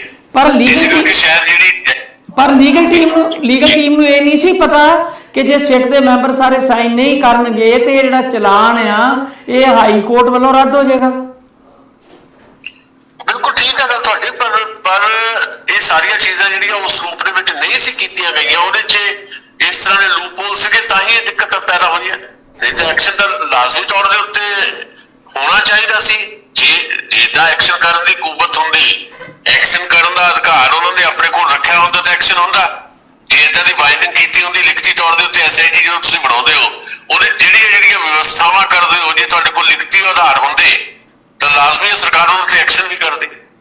ਐਕਸ਼ਨ ਉਹਨਾਂ ਤੇ ਤਾਂ ਕੀ ਹੋਣਾ, ਮਤਲਬ ਕੁੰਵਰ ਵਿਜੇ ਪ੍ਰਤਾਪ ਸਿੰਘ ਹੋਰੀ ਜਿਹੜੇ ਸਵਾਲ ਉਠਾ ਰਹੇ ਨੇ ਬਾਰ-ਬਾਰ, ਮੀਡੀਆ 'ਚ ਵੀ ਗਏ ਹੋ, ਮੀਡੀਆ 'ਚ ਜਾਣ ਤੋਂ ਪਹਿਲਾਂ ਜਦੋਂ ਸਰਵਿਸ ਦੇ ਵਿੱਚ ਵੀ ਸੀ, ਜਦੋਂ ਉਹਨਾਂ ਨੇ ਰਿਜ਼ਾਈਨ ਵੀ ਨਹੀਂ ਸੀ ਕੀਤਾ, ਜਿਹੜੀ ਚਿੱਠੀ ਉਹਨਾਂ ਨੇ ਬਕਾਇਦਾ ਪੁਲਿਸ ਚੀਫ ਨੂੰ ਵੀ ਲਿਖੀ ਸੀ ਤੇ ਕੈਪਟਨ ਅਮਰਿੰਦਰ ਨੂੰ ਵੀ ਦਿੱਤੀ ਸੀ ਤੇ ਖੁਦ ਪਰਸਨਲੀ ਮਿਲ ਕੇ ਕੈਪਟਨ ਅਮਰਿੰਦਰ ਨੇ ਵੀ ਲਿਖੀ ਸੀ ਵੀ ਜਿਹੜੇ ਸਾਡੇ ਐਡਵੋਕੇਟ ਜਨਰਲ ਹੈ ਉਹਨਾਂ ਨੂੰ ਇਹ ਇਨਸ਼ੋਰ ਕਰੋ ਵੀ ਉਹ ਲਾਜ਼ਮੀ ਤੌਰ ਦੇ ਉੱਤੇ ਜਦੋਂ ਪੇਸ਼ੀ ਹੋਵੇ ਉੱਥੇ ਹਾਜ਼ਰ ਹੋਣ। ਉਹਨਾਂ ਦੇ ਕਹਿਣ ਤੋਂ ਬਾਅਦ ਉਹਨਾਂ ਦੀ ਹਾਜ਼ਰੀ ਦੇ ਵਿੱਚ ਕੈਪਟਨ ਅਮਰਿੰਦਰ ਨੇ ਫੋਨ ਵੀ ਕੀਤਾ ਅਤੁਲ ਨੰਦਾ ਨੂੰ ਵੀ ਤੁਸੀਂ ਪੇਸ਼ੀ 'ਚ ਹਾਜ਼ਰ ਜ਼ਰੂਰ ਹੋਏ ਤੇ ਅਤੁਲ ਨੰਦਾ ਫੇਰ ਵੀ ਮੁੱਖ ਮੰਤਰੀ ਦੇ ਕਹਿਣ ਦੇ ਬਾਵਜੂਦ ਵੀ ਮੈਡੀਕਲ ਲੀਵ ਲੈ ਕੇ ਚਲੇ ਗਏ ਤੇ ਕਦੇ ਵੀ ਉਹ ਪੇਸ਼ੀ 'ਤੇ ਹਾਜ਼ਰ ਨਹੀਂ ਹੋਏ। ਤੇ ਐਕਸ਼ਨ ਤਾਂ ਉਹਨਾਂ ਤੇ ਵੀ ਹੋਣਾ ਚਾਹੀਦਾ ਵੀ ਜੇ ਤੁਸੀਂ ਕਿਹਦੇ ਲਈ ਕੰਮ ਕਰ ਰਹੇ ਹੋ, ਸਰਕਾਰ ਲਈ ਕੰਮ ਕਰ ਰਹੇ ਹੋ, ਸਰਕਾਰ ਦੇ ਮੁਖੀ ਤੁਹਾਨੂੰ ਕਹਿ ਰਹੇ ਆ ਤੁਸੀਂ ਪੇਸ਼ੀ 'ਤੇ ਹਾਜ਼ਰ ਹੋਣਾ, ਤੁਸੀਂ ਪੇਸ਼ੀ 'ਤੇ ਹਾਜ਼ਰ ਨਹੀਂ ਹੋ ਰਹੇ। ਐਕਸ਼ਨ ਤਾਂ ਕੀ ਹੋਣਾ, ਉਹਨਾਂ ਨੂੰ ਬਚਾਇਆ ਜਾ ਰਿਹਾ, ਉਹਨਾਂ ਦੇ ਪੱਖ ਖੜੇ ਨਜ਼ਰ ਆ ਰਹੇ ਨੇ ਕੈਪਟਨ ਅਮਰਿੰਦਰ ਸਿੰਘ। ਹੁਣ ਨਵੇਂ ਸਿਰੋਂ SIT ਜਿਹੜੀ ਬਣਾਈ ਗਈ ਉਹਦੇ 'ਚ ਹੋਰ ਕਿਹੜੀਆਂ ਖੇਡਾਂ ਖੇਡੀਆਂ ਜਾਣਗੀਆਂ, ਹੋਰ ਕਿਹੜੇ ਲੂਪ ਹੋਲ ਜਿਹੜੇ ਹੋਣਗੇ ਜਦੋਂ ਉਹ ਸਾਹਮਣੇ ਆਉਣਗੇ, ਜਾਂ ਐਕਸਟੈਂਸ਼ਨ ਦੇ ਨਾਂ ਦੇ ਉੱਤੇ ਹੋਰ ਲੰਮਾ ਸਮਾਂ ਇਹਨੂੰ ਪਾਇਆ ਜਾਏਗਾ। ਸੋ ਸਾਡਾ ਇਤਿਹਾਸ ਹੈ, ਸਾਡੇ ਦੇਸ਼ ਦੇ ਜਿਹੜੇ ਵੱਡੇ ਜਿਹੜੇ ਤੁਖਾਂਤ ਵਾਪਰੇ ਨੇ ਉਹਨਾਂ ਤੋਂ ਇਨਸਾਫ ਲੈਣ ਲਈ ਜਿਹੜੇ ਲੋਕ ਜਿਹੜੇ ਹਾਲੇ ਤੱਕ ਜਿਹੜੇ ਤਰਸ ਰਹੇ ਆ ਤੇ ਪਰ ਉਹ ਕਮੇਟੀਆਂ ਬਣਾ ਕੇ ਲਗਾਤਾਰ ਕਮੇਟੀਆਂ ਬਣਾ ਕੇ ਉਹ ਸਾਰੇ ਮਸਲੇ ਅੱਗੇ ਲਟਕਾਏ ਜਾਂਦੇ ਰਹੇ ਆ। ਸੋ ਮਸਲੇ ਖੜੇ ਰੱਖੇ ਜਾਂਦੇ ਆ, ਮਸਲਿਆਂ ਦੇ ਸਿਰ ਦੇ ਉੱਤੇ ਹੁਕੂਮਤਾਂ ਜਿਹੜੀਆਂ ਆਉਂਦੀਆਂ ਤੇ ਕੁਝ ਮਸਲੇ ਜਿਹੜੇ ਆ ਹੁੰਦੇ ਨਹੀਂ, ਉਹ ਮਸਲੇ ਸਗੋਂ ਨਵੇਂ ਪੈਦਾ ਕਰ ਦਿੱਤੇ ਜਾਂਦੇ ਆ। ਜਿਹੜਾ ਇਸ਼ੂ ਆ ਉਹਨੂੰ ਹੱਲ ਨਹੀਂ ਕਰਨਾ ਤੇ ਜਦੋਂ ਇਲੈਕਸ਼ਨ ਸਿਰ ਤੇ ਆ ਗਈ ਹੈ ਤੇ ਜਿਹੜੇ ਨੌਨ ਇਸ਼ੂ ਆ ਉਹਨਾਂ ਨੂੰ ਵੀ ਜਿਉਂਦਿਆਂ ਕਰ ਦੇਣਾ, ਇਹ ਸਾਡੀ ਪੋਲਿਟਿਕਸ ਹੈ। ਇਸ ਪੋਲਿਟਿਕਸ ਦੇ ਲਈ ਇਨਸਾਫ ਜਿਹੜਾ ਆ ਉਹਨੂੰ ਬਹੁਤ ਦੂਰ ਤੱਕ ਧੱਕਿਆ ਹੋਇਆ, ਇਨਸਾਫ ਦੇ ਨੇੜੇ ਜਿਹੜੇ ਪਹੁੰਚਦਾ ਵੀ ਕੋਈ ਦਿਖਾਈ ਨਹੀਂ ਦਿੰਦਾ ਤੇ ਪੀੜਤ ਵਿਅਕਤੀ ਲਗਾਤਾਰ ਪੀੜਤ ਹੁੰਦਾ ਚਲਿਆ ਜਾਂਦਾ ਹੈ। ਅਗਲੀ ਪੀੜ੍ਹੀ ਆ ਜਾਂਦੀ ਹੈ, ਉਹਨਾਂ ਦੀ ਪੀੜ ਦੀ ਮੁੱਕਦੀ। ਦੋਸਾਂਝ ਸਾਹਿਬ, ਸਿਆਸੀ ਹਲਕਿਆਂ 'ਚ ਇੱਕ ਹੋਰ ਖਬਰ ਜਿਹੜੀ ਆ ਬੜੀ ਚਰਚਾ 'ਚ ਆ। ਪਿਛਲੇ ਦਿਨੀ ਜਿਹੜੀ ਕੈਬਨਿਟ ਮੀਟਿੰਗ ਹੋਈ ਸੀ ਉਹਦੇ ਵਿੱਚ ਵੀ ਕੈਪਟਨ ਸਾਹਿਬ ਨਾਲ ਕੁਝ ਮੰਤਰੀਆਂ ਦੀ ਤੇ ਇੱਥੋਂ ਤੱਕ ਕਾਂਗਰਸ ਪ੍ਰਧਾਨ ਦੀ ਕੋਈ ਨਾਰਾਜ਼ਗੀ ਹੋਈ ਸੀਗੀ। ਉਸ ਤੋਂ ਬਾਅਦ ਉਹਨਾਂ ਅਸਤੀਫੇ ਦਿੱਤੇ, ਉਹਨਾਂ ਦੀ ਨਾਰਾਜ਼ਗੀ ਨੂੰ ਦੂਰ ਨਹੀਂ ਕੀਤਾ ਗਿਆ, ਹਾਲਾਂਕਿ ਉਹ ਅਸਤੀਫੇ ਪਾੜ ਦਿੱਤੇ ਗਏ। ਇਸ ਤੋਂ ਪਹਿਲਾਂ ਵੀ ਤੁਹਾਨੂੰ ਯਾਦ ਹੋਣਾ ਕਾਫੀ ਸਮਾਂ ਪਹਿਲਾਂ ਇੱਕ ਵਾਰੀ ਜਿਹੜਾ ਚੀਫ ਸੈਕਟਰੀ ਆ ਉਹਦੀ ਦਖਲਅੰਦਾਜ਼ੀ ਕਰਕੇ ਵੀ ਕੈਬਨਿਟ ਦੇ ਵਿੱਚ ਕੋਈ ਇਸ ਤਰ੍ਹਾਂ ਦੀ ਗੱਲ ਹੋਈ ਸੀਗੀ ਜਿਹਦੇ ਵਿੱਚ ਕੁਝ ਮੰਤਰੀਆਂ ਨੇ ਵਾਕ ਆਊਟ ਕੀਤਾ ਸੀ, ਜਿਹਦੇ ਵਿੱਚ ਚੰਨੀ ਵੀ ਸੀਗੇ, ਪਰ ਉਹਨਾਂ ਦੀ ਵੀ ਨਾਰਾਜ਼ਗੀ ਦੂਰ ਨਹੀਂ ਸੀ ਕੀਤੀ ਗਈ। ਹੁਣ ਕਿਹਾ ਜਾ ਰਿਹਾ ਹੈ ਕਿ ਉਸ ਦਿਨ ਦੀਆਂ ਘਟਨਾਵਾਂ ਤੋਂ ਬਾਅਦ ਜਿਹੜੀ ਕਾਂਗਰਸ ਦੀ ਅੰਦਰੂਨੀ ਸਿਆਸਤ ਆ ਉਹਦੇ ਵਿੱਚ ਬੜੀ ਹਲਚਲ ਹੋ ਰਹੀ ਆ। ਜਿਹੜੇ ਬਾਗੀ MLA ਨੇ ਨਵਜੋਤ ਸਿੰਘ ਸਿੱਧੂ, ਉਹ ਕੋਈ 30 ਤੋਂ 35 MLA ਜਿਹੜੇ ਆ ਉਹਨਾਂ ਦੇ ਨਾਲ ਅੰਦਰ ਖਾਤੇ ਮਿਲੇ ਹੋਏ ਆ ਤੇ ਕੋਈ ਇੱਕ ਇਦਾਂ ਦੀ ਮੀਟਿੰਗ ਹੋਈ ਆ ਜਿਹਦੇ ਵਿੱਚ ਜਿਹੜੇ ਆਪਸ ਚ ਵਿਰੋਧੀ ਵੀ ਰਹੇ ਨੇ, ਪ੍ਰਤਾਪ ਬਾਜਵਾ, ਤ੍ਰਿਪਤ ਰਜਿੰਦਰ ਸਿੰਘ ਬਾਜਵਾ ਤੇ ਇੱਥੋਂ ਤੱਕ ਕਿ ਗੁਰਦਾਸਪੁਰ ਦੇ ਨੌਜਵਾਨ ਐਮਐਲਏ ਉਹ ਸਾਡੇ ਰਿਸ਼ਤੇਦਾਰ ਵੀ ਨੇ, ਖੈਰ ਪਾੜਾ ਬਰਿੰਦਰ ਪਾੜਾ ਹੀ ਨਹੀਂ। ਔਰ ਇਹਨਾਂ ਸਾਰਿਆਂ ਨੇ ਮਿਲ ਕੇ ਕੋਈ ਇੱਕ ਯੋਜਨਾ ਬਣਾਈ, ਇਕੱਠੇ ਹੋਏ, ਜਿਹਦਾ ਸਰਕਾਰ ਨੂੰ ਭਿਣਕ ਪਈ ਤੇ ਡੈਮੇਜ ਕੰਟਰੋਲ ਕਰਨ ਲਈ ਜਾਖੜ ਸਾਹਿਬ ਦੀ ਡਿਊਟੀ ਲਾਈ ਗਈ। ਇਸ ਤਰ੍ਹਾਂ ਦੀ ਕੋਈ ਸਿਆਸੀ ਹਲਚਲ ਤੁਹਾਡੇ ਨੋਟਿਸ 'ਚ ਹੈ? ਦੇਖੋ, ਇਹ ਜਿਸ ਕਿਸਮ ਦੀ ਸਾਡੀ ਪੋਲਿਟਿਕਸ ਹੈ ਪੰਜਾਬ ਦੀ ਜਾਂ ਦੇਸ਼ ਦੀ, ਉਹਦੇ 'ਚ ਇਹ ਚੀਜ਼ਾਂ ਜਿਹੜੀਆਂ ਆ ਕੋਈ ਬਹੁਤ ਜ਼ਿਆਦਾ ਇਹ ਨਹੀਂ ਹੈ ਕਿ ਇਹਨਾਂ ਚੀਜ਼ਾਂ ਤੁਸੀਂ ਕਹਿ ਸਕਦੇ ਹੋ ਕਿ ਅੱਲੋਕਾਰ ਗੱਲ ਹੋਈ ਹੈ। ਇਹ ਤਾਂ ਤੁਸੀਂ ਖਾਸ ਤੌਰ ਤੇ ਕੈਪਟਨ ਅਮਰਿੰਦਰ ਦੀ ਜਿਹੜੀ ਜਿਸ ਤਰ੍ਹਾਂ ਦੀ ਸਿਆਸਤ ਰਹੀ ਹੈ, ਸ਼੍ਰੋਮਣੀ ਅਕਾਲੀ ਦਲ 'ਚ ਵੀ ਹੋ ਰਹੀ ਆ, ਤੇ ਈਵਨ ਜਿਹੜਾ ਅੰਮ੍ਰਿਤਸਰ ਦੇ ਵਿੱਚ ਸਿਮਰਜੀਤ ਸਿੰਘ ਮਾਨ, ਉਹਨਾਂ ਦੇ ਸਾਧੂ ਸਾਹਿਬ, ਉਹਨਾਂ ਨਾਲ ਰਲ ਕੇ ਜਿਹੜਾ ਏਜੰਡਾ ਤਿਆਰ ਕੀਤਾ ਗਿਆ ਸੀ ਅੰਮ੍ਰਿਤਸਰ ਐਲਾਨਨਾਮਾ, ਉਹਦੇ 'ਚ ਵੀ ਸ਼ਾਮਲ ਰਹੇ ਆ ਜੀ। ਤੇ ਫਿਰ ਕਾਂਗਰਸ ਪਾਰਟੀ 'ਚ ਆ ਕੇ ਜਿਹੜੇ ਆ ਮੁੱਖ ਲੀਡਰ ਦੇ ਤੌਰ ਦੇ ਉੱਤੇ ਉੱਭਰੇ ਤੇ ਪਹਿਲਾਂ ਵੀ ਮੁੱਖ ਮੰਤਰੀ ਰਹੇ ਤੇ ਹੁਣ ਦੂਜੀ ਵਾਰੀ ਮੁੱਖ ਮੰਤਰੀ ਹੈ। 2002 ਤੋਂ 2007 ਤੱਕ ਉਹ ਮੁੱਖ ਮੰਤਰੀ ਪਹਿਲਾਂ ਰਹੇ, ਹੁਣ ਫਿਰ ਮੁੱਖ ਮੰਤਰੀ ਹੈ। ਜਦੋਂ 2002 ਤੋਂ 2007 ਤੱਕ ਮੁੱਖ ਮੰਤਰੀ ਸੀ, ਤੁਹਾਨੂੰ ਯਾਦ ਹੋਣਾ, ਉਦੋਂ ਇੱਕ ਧੜਾ ਬਹੁਤ ਐਕਟਿਵ ਹੁੰਦਾ ਸੀ ਬੀਬੀ ਰਜਿੰਦਰ ਕੌਰ ਭੱਠਲ ਦਾ। ਉਦੋਂ ਧੜਾ ਜਿਹੜਾ ਆ ਬਿਲਕੁਲ ਸਾਫ਼ ਦਿਖਾਈ ਦਿੰਦਾ ਸੀ ਵੀ ਹਾਂ ਕੈਪਟਨ ਅਮਰਿੰਦਰ ਦੇ ਨਾਲ 30-32 ਐਮਐਲਏ ਆ ਤੇ ਬੀਬੀ ਰਜਿੰਦਰ ਕੌਰ ਭੱਠਲ ਦੇ ਨਾਲ 20-25 ਦੇ ਕਰੀਬ ਐਮਐਲਏ ਹੁੰਦੇ ਸੀ। ਦਿੱਲੀ ਤੱਕ ਵੀ ਜਾ ਕੇ ਬੀਬੀ ਭੱਠਲ ਰਹਿ ਗਏ ਸੀ। ਤੁਸੀਂ ਵੀ, ਤੁਹਾਨੂੰ ਯਾਦ ਹੈ ਕਿ ਬੀਬੀ ਭੱਠਲ ਵੀ ਕੁਝ ਸਮੇਂ ਲਈ ਮੁੱਖ ਮੰਤਰੀ ਬਣੇ ਸੀ। ਤੇ ਉਸ ਤੋਂ ਬਾਅਦ ਧੜੇਬਾਜ਼ੀ ਜਿਹੜੀ ਆ ਇਹ ਕਾਂਗਰਸ ਪਾਰਟੀ ਦੀ ਜਿਹੜੀ ਆ ਇੱਕ ਕਿਸਮ ਦੀ ਕਾਂਗਰਸ ਪਾਰਟੀ ਦੀ ਜਿਹੜੀ ਆਰਗੇਨਾਈਜੇਸ਼ਨ ਹੈ ਉਹਦੇ ਵਿੱਚ ਏਦਾਂ ਲੱਗਦਾ ਸੀ ਵੀ ਸ਼ਾਇਦ ਧੜੇਬੰਦੀ ਇਹਨਾਂ ਦੀ ਲਾਜ਼ਮੀ ਇੱਕ ਸ਼ਰਤ ਹੈ। ਉਸ ਤੋਂ ਬਾਅਦ ਧੜੇਬੰਦੀ ਆਪਾਂ ਦੇਖੀ ਆ ਕਿਵੇਂ ਪ੍ਰਤਾਪ ਸਿੰਘ ਬਾਜਵਾ ਨੇ ਬੜੇ ਦੇਰ ਤੋਂ ਧੜੇਬਾਜ਼ੀ ਜਿਹੜੀ ਕੈਪਟਨ ਅਮਰਿੰਦਰ ਦੇ ਖਿਲਾਫ ਇੱਕ ਸਾਫਬੰਦੀ ਕੀਤੀ ਤੇ ਉਹ ਪੰਜਾਬ ਕਾਂਗਰਸ ਦੇ ਪ੍ਰੈਜ਼ੀਡੈਂਟ ਵੀ ਬਣ ਗਏ। ਪਰ ਉਹਨਾਂ ਨੇ ਪੰਜਾਬ ਕਾਂਗਰਸ ਦੇ ਪ੍ਰੈਜ਼ੀਡੈਂਟ ਦਾ ਜਿਹੜਾ ਉਹਨਾਂ ਦਾ ਕਾਰਜਕਾਲ ਸੀ ਉਹ ਪੂਰਾ ਵੀ ਨਹੀਂ ਹੋਣ ਦਿੱਤਾ ਕੈਪਟਨ ਅਮਰਿੰਦਰ ਨੇ। 3-3.5 ਸਾਲ ਬਾਅਦ ਪ੍ਰਤਾਪ ਸਿੰਘ ਬਾਜਵਾ ਨੂੰ ਲਹਾ ਕੇ ਤੇ ਉਹ ਪ੍ਰਧਾਨ ਦੇ ਅਹੁਦੇ ਤੋਂ ਤਾਂ ਖੁਦ ਪ੍ਰਧਾਨ ਜੀ ਬਣੇ ਤੇ ਖੁਦ ਫਿਰ ਤੋਂ ਚੀਫ ਮਿਨਿਸਟਰ ਦੇ ਕੈਂਡੀਡੇਟ ਬਣੇ। ਇਹ ਇੱਕ ਮੈਂ ਸੰਖੇਪ ਚ ਦੱਸਿਆ ਵੀ ਕਾਂਗਰਸ ਪਾਰਟੀ ਦਾ ਜਦੋਂ ਤੋਂ ਕੈਪਟਨ ਅਮਰਿੰਦਰ ਸਿੰਘ ਆਏ ਨੇ ਕਾਂਗਰਸ ਪਾਰਟੀ ਦੇ ਵਿੱਚ ਤੇ ਇੱਕ ਮੁੱਖ ਲੀਡਰ ਦੇ ਤੌਰ ਤੇ ਉੱਭਰੇ ਨੇ, ਤੇ ਇਹ ਧੜੇਬੰਦੀ ਜਿਹੜੀ ਹੈ ਇੱਕ ਹੋਣੀ ਹੀ ਆ ਕਾਂਗਰਸ ਦੀ। ਹੁਣ ਜਿਸ ਕਿਸਮ ਦੀ ਧੜੇਬਾਜ਼ੀ ਆ ਉਹਦੇ ਚ ਗਰੁੱਪ ਸਿੱਧੇ ਤੌਰ ਤੇ ਨਹੀਂ ਦਿਖਾਈ ਦੇ ਰਿਹਾ, ਆਵਾਜ਼ਾਂ ਜ਼ਰੂਰ ਸੁਣਾਈ ਦਿੰਦੀਆਂ। ਪ੍ਰਤਾਪ ਸਿੰਘ ਬਾਜਵਾ ਨੇ ਵੀ ਆਪਣੀ ਆਵਾਜ਼ ਜਿਹੜੀ ਆ ਕਦੀ ਦਵਾਈ ਨਹੀਂ ਆਪਣੇ ਅੰਦਰ ਨਹੀਂ ਰੱਖੀ, ਸਗੋਂ ਅਕਸਰ ਉਹ ਬੋਲਦੇ ਰਹੇ ਨੇ ਤੇ ਸਰਕਾਰ ਦੇ ਉੱਤੇ ਨੁਕਤਾਚੀਨ ਰਹੇ ਨੇ ਸਦਾ, ਤੇ ਰਾਜ ਸਭਾ ਦੇ ਮੈਂਬਰ ਵੀ ਨੇ। ਸ਼ਮਸ਼ੇਰ ਸਿੰਘ ਦੁੱਲੋ ਕਿਸੇ ਹੋਰ ਐਂਗਲ ਤੋਂ ਬੋਲਦੇ ਰਹਿੰਦੇ ਨੇ, ਉਹ ਦਲਿਤ ਮੁੱਦਾ ਉਠਾਉਂਦੇ ਰਹਿੰਦੇ ਨੇ ਕਿ ਕਾਂਗਰਸ ਦੇ ਵਿੱਚ ਜਿਹੜੇ ਦਲਿਤ ਲੀਡਰ ਨੇ ਉਹਨਾਂ ਦੀ ਸੁਣਵਾਈ ਕਿਤੇ ਨਹੀਂ ਹੈ। ਸ਼ਮਸ਼ੇਰ ਸਿੰਘ ਦੁੱਲੋ ਇਸ ਢੰਗ ਨਾਲ ਬੋਲਦੇ ਰਹੇ ਨੇ। ਨਵਜੋਤ ਸਿੰਘ ਸਿੱਧੂ ਜਿਹੜੇ ਆ ਉਹ ਬੜੇ ਵੋਕਲ ਨੇ ਤੇ ਉਹਨਾਂ ਦੀ ਖੇਡ ਇੱਥੇ ਤੱਕ ਸੀ ਵੀ ਮੈਨੂੰ ਜਾਂ ਤਾਂ ਪੰਜਾਬ ਕਾਂਗਰਸ ਦਾ ਪ੍ਰੈਜ਼ੀਡੈਂਟ ਬਣਾ ਦਿੱਤਾ ਜਾਏ ਜਾਂ ਫਿਰ ਡਿਪਟੀ ਸੀਐਮ ਦੀ ਕੁਰਸੀ ਦਿੱਤੀ ਜਾਵੇ ਜਾਂ ਮੇਰਾ ਪੁਰਾਣਾ ਮਹਿਕਮਾ ਮੈਨੂੰ ਵਾਪਸ ਦਿੱਤਾ ਜਾਏ। ਇਸੇ ਐਂਗਲ ਤੋਂ 2 ਮੀਟਿੰਗਾਂ ਕੈਪਟਨ ਅਮਰਿੰਦਰ ਨਾਲ ਹੋਈਆਂ, ਪਰ ਸਿੱਧੇ ਤੌਰ ਦੇ ਉੱਤੇ ਪ੍ਰਗਟ ਸਿੰਘ ਤੋਂ ਬਿਨਾਂ ਨਵਜੋਤ ਸਿੰਘ ਸਿੱਧੂ ਦੇ ਨਾਲ ਕੋਈ ਬਹੁਤ ਵੱਡੀ ਇੱਕ ਕਾਂਗਰਸ ਪਾਰਟੀ ਦੀ ਜਮਾਤ ਖੜੀ ਹੋ ਗਈ ਹੋਵੇ, ਕੋਈ ਐਮਐਲਏ ਜਿਹੜੇ ਆ ਓਪਨਲੀ ਆ ਕੇ ਖੜ ਗਏ ਹੋਣ, ਉਹ ਨਹੀਂ ਸੀ ਦਿਖਾਈ ਦੇ ਰਿਹਾ 2 ਦਿਨ ਪਹਿਲਾਂ ਤੱਕ। ਪਰ ਹੁਣ ਖਬਰ ਆ ਰਹੀ ਹੈ ਕਿ ਕੁਝ ਗੁਪਤ ਮੀਟਿੰਗ ਜਿਹੜੀ ਹੈ ਹੋਈ ਹੈ ਜਿਹਦੇ ਚ ਕੁਝ ਐਮਐਲਏ ਜਿਹੜੇ ਕਾਂਗਰਸ ਪਾਰਟੀ ਦੇ ਸ਼ਾਮਲ ਹੋਏ ਆ। ਉਹ ਗੁਪਤ ਮੀਟਿੰਗ ਜਿਹੜੀ ਹੋਈ ਆ ਉਹਦੀਆਂ ਗੱਲਾਂ ਪੂਰੀ ਤਰ੍ਹਾਂ ਬਾਹਰ ਦੇ ਆਏ ਨੇ ਕਿ ਕੀ ਹੋਇਆ ਹੋਏਗਾ ਮੀਟਿੰਗ ਦੇ ਵਿੱਚ, ਕਿੱਦਾਂ ਦਾ ਪਲਾਨ ਕੀਤਾ ਗਿਆ ਹੋਏਗਾ। ਉਹਨੂੰ ਜਿਹੜਾ ਡੈਮੇਜ ਕੰਟਰੋਲ ਕਰਨ ਦੇ ਨਾਂ ਦੇ ਉੱਤੇ ਜਿਹੜੀ ਗੱਲ ਤੁਸੀਂ ਕਹੀ ਹੈ ਕਿ ਉਹ ਸੁਨੀਲ ਜਾਖੜ ਹੋਰਾਂ ਦੀ ਫਿਰ ਤੋਂ ਡਿਊਟੀ ਲਾਈ ਗਈ ਹੈ, ਤੇ ਮੈਨੂੰ ਲੱਗਦਾ ਨਹੀਂ ਹੈ ਵੀ ਬਹੁਤ ਵੱਡੇ ਪੱਧਰ ਦੇ ਉੱਤੇ ਕੈਪਟਨ ਅਮਰਿੰਦਰ ਦੇ ਖਿਲਾਫ ਜਿਹੜੀ ਹੈ ਕੋਈ ਓਪਨ ਬਗਾਵਤ ਹੋ ਜਾਏਗੀ। ਪਰ ਕਾਂਗਰਸ ਪਾਰਟੀ ਦੇ ਵਿੱਚ ਪੋਸੀਬਲ ਕੁਝ ਵੀ ਹੈ। ਕੈਪਟਨ ਅਮਰਿੰਦਰ ਦਾ ਧੜਾ ਮੈਨੂੰ ਹਾਲੇ ਵੀ ਮਜ਼ਬੂਤ ਦਿਖਾਈ ਦੇ ਰਿਹਾ। ਕੈਪਟਨ ਅਮਰਿੰਦਰ ਦੇ ਕੈਬਨਿਟ ਮੀਟਿੰਗ ਦੇ ਵਿੱਚ ਜਿਹੜੀ ਲਾਸਟ ਹੋਈ ਹੈ ਵਰਚੁਅਲੀ, ਉਹਦੇ ਚ ਵੀ ਕੁਝ ਜਿਹੜੇ ਮਿਨਿਸਟਰ ਬੋਲੇ ਨੇ, ਨਵੀਆਂ ਗਾਈਡਲਾਈਨਸ ਜਿਹੜੀਆਂ ਜਾਰੀ ਕੀਤੀਆਂ ਗਈਆਂ ਕਰੋਨਾ ਨੂੰ ਲੈ ਕੇ, ਉਹਦੇ ਤੇ ਨੁਕਤਾਚੀਨੀ ਕੁਝ ਮੰਤਰੀਆਂ ਨੇ ਕੀਤੀ ਹੈ ਜਿਹਦੇ ਚ ਮਨਪ੍ਰੀਤ ਬਾਦਲ ਵੀ ਸ਼ਾਮਲ ਹੈ। ਪਰ ਮਨਪ੍ਰੀਤ ਬਾਦਲ ਪਹਿਲੀ ਵਾਰੀ ਬੋਲੇ ਆ। ਮਨਪ੍ਰੀਤ ਬਾਦਲ ਵਰਗਾ ਸਾਊ ਸਾਥੀ ਸ਼ਾਇਦ ਹੀ ਕੋਈ ਹੈ ਇਸ ਵੇਲੇ ਕੈਪਟਨ ਅਮਰਿੰਦਰ ਦਾ। ਸੋ ਜਿਹੜੇ ਲੋਕ ਬੋਲ ਰਹੇ ਨੇ ਇਹ ਅਸਲ ਦੇ ਵਿੱਚ ਆਪਣੇ ਆਪ ਨੂੰ ਆਪਾਂ ਆਪਣੇ ਹਲਕਿਆਂ 'ਚ ਬਚਾਉਣਾ ਚਾਹੁੰਦੇ ਆ। ਇਹਨਾਂ ਨੂੰ ਲੱਗਦਾ ਕਿ ਅਸੀਂ ਆਪਣੇ ਹਲਕਿਆਂ 'ਚ ਵੀ ਜਾਣਾ ਹੈ, ਘੱਟੋ ਘੱਟ ਅਸੀਂ ਆਪਣੇ ਹਲਕਿਆਂ 'ਚ ਜਾ ਕੇ ਜਦੋਂ ਦੁਬਾਰਾ ਇਲੈਕਸ਼ਨ ਲੜਨੀ ਹੈ ਤੇ ਕਹਿਣ ਜੋਗੇ ਤਾਂ ਹਾਂ ਵੀ ਅਸੀਂ ਤਾਂ ਜੀ ਪੂਰੀ ਆਵਾਜ਼ ਤੁਹਾਡੀ ਉਠਾਈ ਹੈ। ਤੇ ਇਹ ਸ਼ਾਇਦ ਆਪਣਾ ਚਿਹਰਾ ਬਚਾਉਣ ਦੀ, ਆਪਣਾ ਫੇਸ ਬਚਾਉਣ ਦੀ ਕਿਤੇ ਨਾ ਕਿਤੇ ਕੋਸ਼ਿਸ਼ ਹੈ। ਪਰ ਜੇ ਕੋਈ ਓਪਨਲੀ ਨਵਜੋਤ ਸਿੰਘ ਸਿੱਧੂ ਨਾਲ ਜਾਏਗਾ ਵੀ, ਉਹਨਾਂ ਦੀ ਗਿਣਤੀ ਬਹੁਤ ਜ਼ਿਆਦਾ ਨਹੀਂ ਹੋ ਸਕਦੀ। ਮੈਨੂੰ ਨਹੀਂ ਲੱਗਦਾ ਕਿ ਇਸ ਲੈਵਲ ਤੇ ਨਵਜੋਤ ਸਿੰਘ ਸਿੱਧੂ ਨੂੰ ਐਕਸੈਪਟ ਕਰਕੇ ਜਿਹੜੇ ਕੁਝ ਬਗਾਵਤੀ ਰੌ ਚ ਦਿਖਾਈ ਦੇ ਰਹੇ ਲੋਕ ਹੈ ਉਹ ਨਵਜੋਤ ਸਿੰਘ ਸਿੱਧੂ ਨੂੰ ਆਪਣਾ ਕੈਪਟਨ ਦੇ ਮੁਕਾਬਲੇ ਲੀਡਰ ਮੰਨ ਲੈਣਗੇ। ਇਹ ਲੱਗਦਾ ਨਹੀਂ ਹੈ, ਕਿਉਂਕਿ ਨਵਜੋਤ ਸਿੰਘ ਸਿੱਧੂ ਦੀ ਕਾਰਜਸ਼ੈਲੀ ਜਿਹੜੀ ਹੈ ਉਹ ਸਟੇਬਲ ਨਹੀਂ ਹੈ। ਉਹ ਲਗਾਤਾਰ ਬੋਲਦੇ ਨੇ, ਕਈ ਵਾਰੀ ਗੱਲ ਤੋਂ ਉੱਤੇ ਬੋਲ ਜਾਂਦੇ ਹੈ ਤੇ ਕਿਸੇ ਵੀ ਕਿਸਮ ਦਾ ਡਿਸਿਪਲਿਨ ਜਿਹੜਾ ਆ ਉਹਨਾਂ ਦੇ ਕੋਲ ਨਹੀਂ ਹੈ। ਤੇ ਜੇ ਤੁਸੀਂ ਇੱਕ ਬਗਾਵਤੀ ਰੌ ਚ ਵੀ ਹੋਣਾ ਤੇ ਇੱਕ ਲੀਡਰਸ਼ਿਪ ਦੇਣੀ ਹੈ ਪੈਰਲਲ, ਤਾਂ ਫਿਰ ਕੁਝ ਜਿਹੜੀ ਮੈਚੁਰਿਟੀ ਜਿਹੜੀ ਪੋਲੀਟੀਕਲੀ ਉਹ ਵੀ ਬਹੁਤ ਜ਼ਰੂਰੀ ਹੈ, ਜਿਹੜੀ ਸ਼ਾਇਦ ਨਵਜੋਤ ਸਿੰਘ ਸਿੱਧੂ ਚ ਉਸ ਲੈਵਲ ਤੇ ਨਹੀਂ ਹੈ।